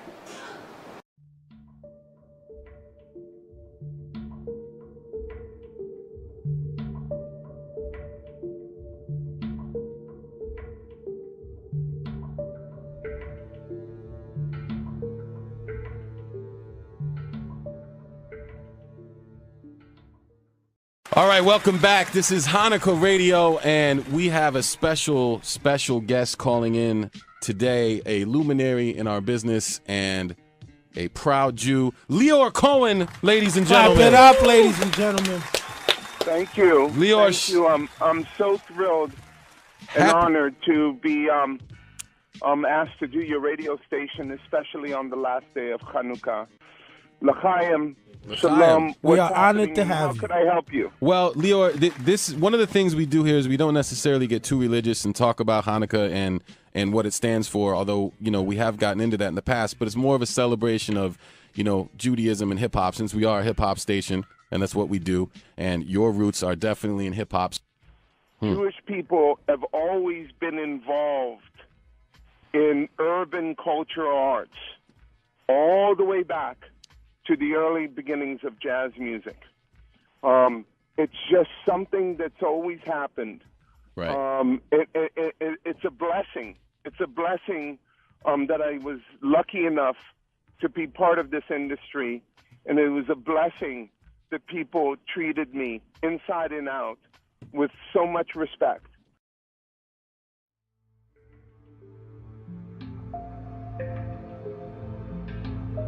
Now you take the music industry and you take the rappers that came out straight out of Compton. That was the biggest thing that happened that can destroy us as a people. Because initially, what came out was conscious rap. Rap that would let us know about the system, let us know, informing us of things that's come on. But when they came out, it was controlled by a Jewish man, and that they type of rap was gangster rap. This is the rap where you calling each other niggas, the rap that you killing each other, the rap that you glorify living in the ghetto, the rap that you glorifying selling of drugs, the rap that you glorifying being in poverty. What I need to ask you is as far as the manufacturing of these type of lyrics. Like, okay, so there's the myth or the controversy that the lyrics are actually influencing people to go to prison, and then there's some connection that I've done with a little bit of research that the Viacoms, the big TV stations, they're incorporated into the prison. So it appears we got some fascism going on with hip hop. Absolutely, yeah. There's definitely a connection between the entertainment industry and private prison industrial complex. Okay. And it's not a mystery, it's not a conspiracy theory. You can look it up. These media conglomerates, they invest in the building of private prisons. It's just bottom line. Now what's more disturbing is when you consider the type of entertainment that these companies promote. Yes. Right? So if you're promoting entertainment that glorifies criminal behavior, promotes criminal behavior, and on the flip, so you're making money off it, right? Yeah. But on the flip side, you're also investing in private prisons. So there's this very strange cycle here, where you're almost getting paid from both ends. Getting Yes, paid you are. from the entertainment you promote that glorifies criminal behavior, and, from the jails. But in some cases, they're buying these private prisons from state, institutions, Right. and the state is guaranteeing them in order to, for this long-term contract, Yeah. that they're going to have 90% 90%. occupancy. Right. Is that correct, or am I tripping? No, that's what it is. 90% occupancy. That's exactly what it is. So that's when you get, money and bribes, going from hand to hand to make sure that laws are tough, that sentences are longer and harsher, that's what it is. 90%, no less than 90%. And for anyone to guarantee that they can stay in business, it's like a quota. Yeah, it is a quota. Yeah, you're saying I can guarantee that I'm going to get 90% occupancy, in these prisons. So maybe pushing entertainment that promotes criminal behavior might help in that making that promise. Well, but not only that, though, you're guaranteeing it with state lawmakers that can create other type of laws that exactly. can, basically street strikes. Yeah, that's what that's what it is. So you have so many different hands in the pot. So many people involved in making this a reality, and of course, it all comes down to money. I don't know. People have probably seen the story circulating, and I actually incorporated a link about this story in an article titled "Commercial Rap Pipeline to Prison," which is about a judge who was taking bribes. From you saw it? Yeah. Who was taking bribes to give longer sentences to kids. Yes. From the private prison industry. And that's not a theory. See, that's the whole thing that we have to make sure about, that people don't say, oh, these conspiracy theorists with their tinfoil hats, theory. This is not a theory. We're talking about actual facts. Okay, so we can see how gangster rap and influence of criminal activities, was very connected. Mm-hmm. And, how Death Row and, Puffy and all these particular brands were really promoting that, and they were really promoting the prison industrial pipeline. 1 out of 4 human beings with their hands on bars, shackled, in the world are locked up here in the land of the free. Khalif Browder was walking home from a party when he was stopped by police. Then they said, we're going to take you to the precinct, and most likely we're going to let you go home. And then I never went home. The 13th Amendment to the Constitution makes it unconstitutional for someone to be held as a slave. There are exceptions, including criminals. The loophole was immediately exploited. What you got after that was a rapid transition to a mythology of black criminality. Some people got the real problem. Animals, beasts that needed to be controlled. You better believe it. I'm only human. It became virtually impossible for a politician to run and appear soft on crime. The kinds of kids that are called super predators. Millions of dollars will be allocated for prison and jail facilities. 3 strikes and you are out. It was an enormous burden on the black community, but it also violated a sense of core fairness. Some people got the real problem. States were required to keep these prisons filled, even if nobody was committing a crime. It's so difficult to talk about mass incarceration because it has become heavily monetized. The focus is on taking people from prison, putting them in community corrections, parole and probation. How much progress is it really if now there's a private company making money off the GPS monitor? We now have more African Americans under criminal supervision than all the slaves back in the 1850s. We are the products of the history that our ancestors chose. Products of that set of choices that we have to understand in order to escape from it. You should go looking somewhere high.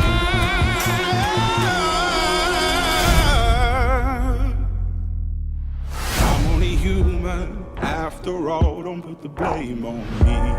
Embrace killing each other, calling each other a nigga. Because when you begin to kill each other, you set yourself up for the grave or you set yourself up for jail. Because I want more of you in jail than more of you to prosper. But I put you in a desperate situation like that. Now I'm controlling your perception and make you to embrace the idea of being a thug. Embrace the idea of being a hoe, of being a thought, being promiscuous.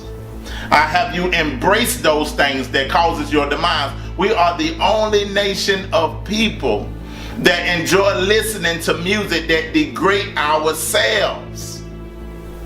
And it gives the perception of the nation of people in America what type of people you are, because they get their perception of you through the imagery that are coming through the television, through the imagery that are coming through the radio waves, through the imagery that are coming through magazines. And if those imageries of you being a slut, of you being a hoe, of you being a thug, it justifies the killing of you. Because the first thing that happens when there's a police shooting and the police is at fault, what do they always go? They always go back into the male's history and calls him a criminal and calls him a thug. What did that do? You lose your humanity for that person. And you think, oh, he was a thug, he had a criminal history, and now you justify the killing of that person based off the imagery that you have been given. So if we want to move forward, we got to take away the poisons that's in our community. We got to quit killing each other and listen to music that make us degrade one another, that make us begin to act out these things that is causing our demise. So one of the things that are causing our demise, one of the things that they added to the imagery of black people that caused us to refuel and kill ourselves was the imagery of the TV, the radio waves, the entertainment industry. We have to look at those things and see who own those things that produce things of negative insight in order to destroy the minds or the morality of a nation. We must look at the music and entertainment industry and get those poisons out of our thinking and out of our generation and out of our legacy.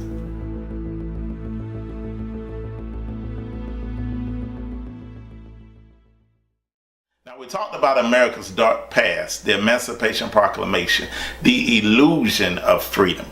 But we never want to identify the problem without giving solutions. And the number one solution that I believe that we all must do is to come back into right alignment with the Creator. The Creator has given us His instructions. We are people that needs to be governed by laws, that needs to be governed by commandments, that needs to be governed by the diagram that the Creator, the Most High, left for us to live by.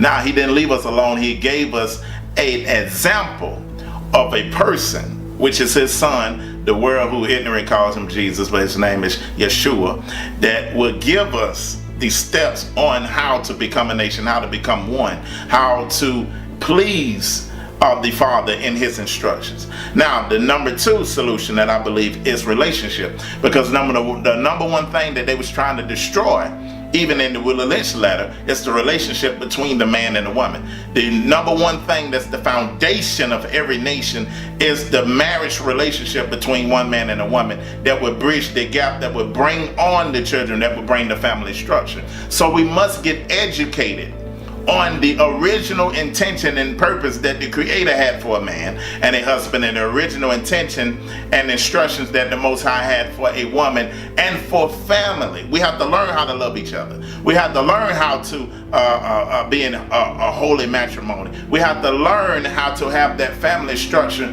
to be the example to show the rest of the world. The next thing that we have to get educated on is our health, because we can't move if we're still eating these things that have been set up to destroy us. So we don't have to depend on a system and their medical system. We already have a system within our culture throughout the scripture that teaches us how to eat, that we may have health to be able to do these things and create a legacy for our children. One of the last and final solutions that I believe that we need to be educated on is finances, how to economically move dependent of this system, because throughout history we was able to see that this system has been set up against us. So why would we trust the system? So we must learn how to walk and how to move economically, first as a family, and then economically as a community, and then economically as a nation of the descendants of African people that went through the African diaspora. So those are my solutions. Become one with the Creator, get in the right alignment with Him, build and get educated upon the relationship of the family, the home structure. Number 3, get educated in our health, that we are moving and taking care of our health independent of the system. And number 4, getting educated and become educated on financial literacy, that we are moving economically together, because the only thing that will make this nation pay attention, it won't be the marching, it won't be the screaming, it won't be the hollering, but it's if we learn how to move as a unit economically, and everybody within the nation becoming economically, financially literate. So those are important for us to build a foundation to move together as a nation and be represented as a chosen people here in the Americas moving forward. Shalom and God bless.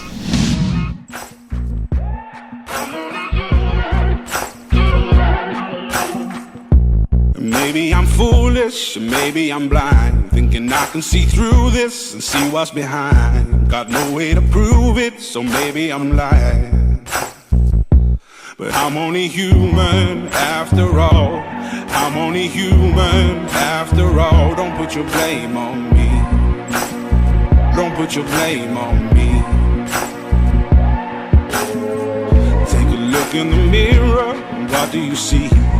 You see it clearer, or are you deceived in what you believe? 'Cause I'm only human after after all. And you're only human after all. Don't put the blame on me. Don't put your blame on me. Some people got the real problems. Some people out of love. Some people think I can solve them. Lord heavens above, I'm only human after all.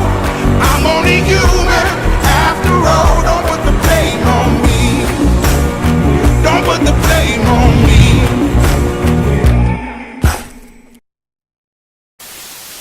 Go down, Moses, way down in Egypt land.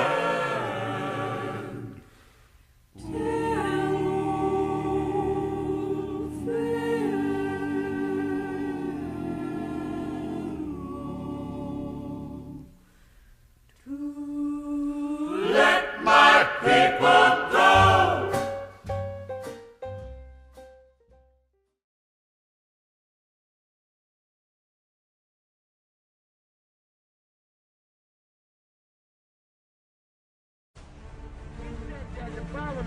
You Israelites, you black people in this country, what do you say about them? You call them animals or something? I call them inferior. I call you slaves.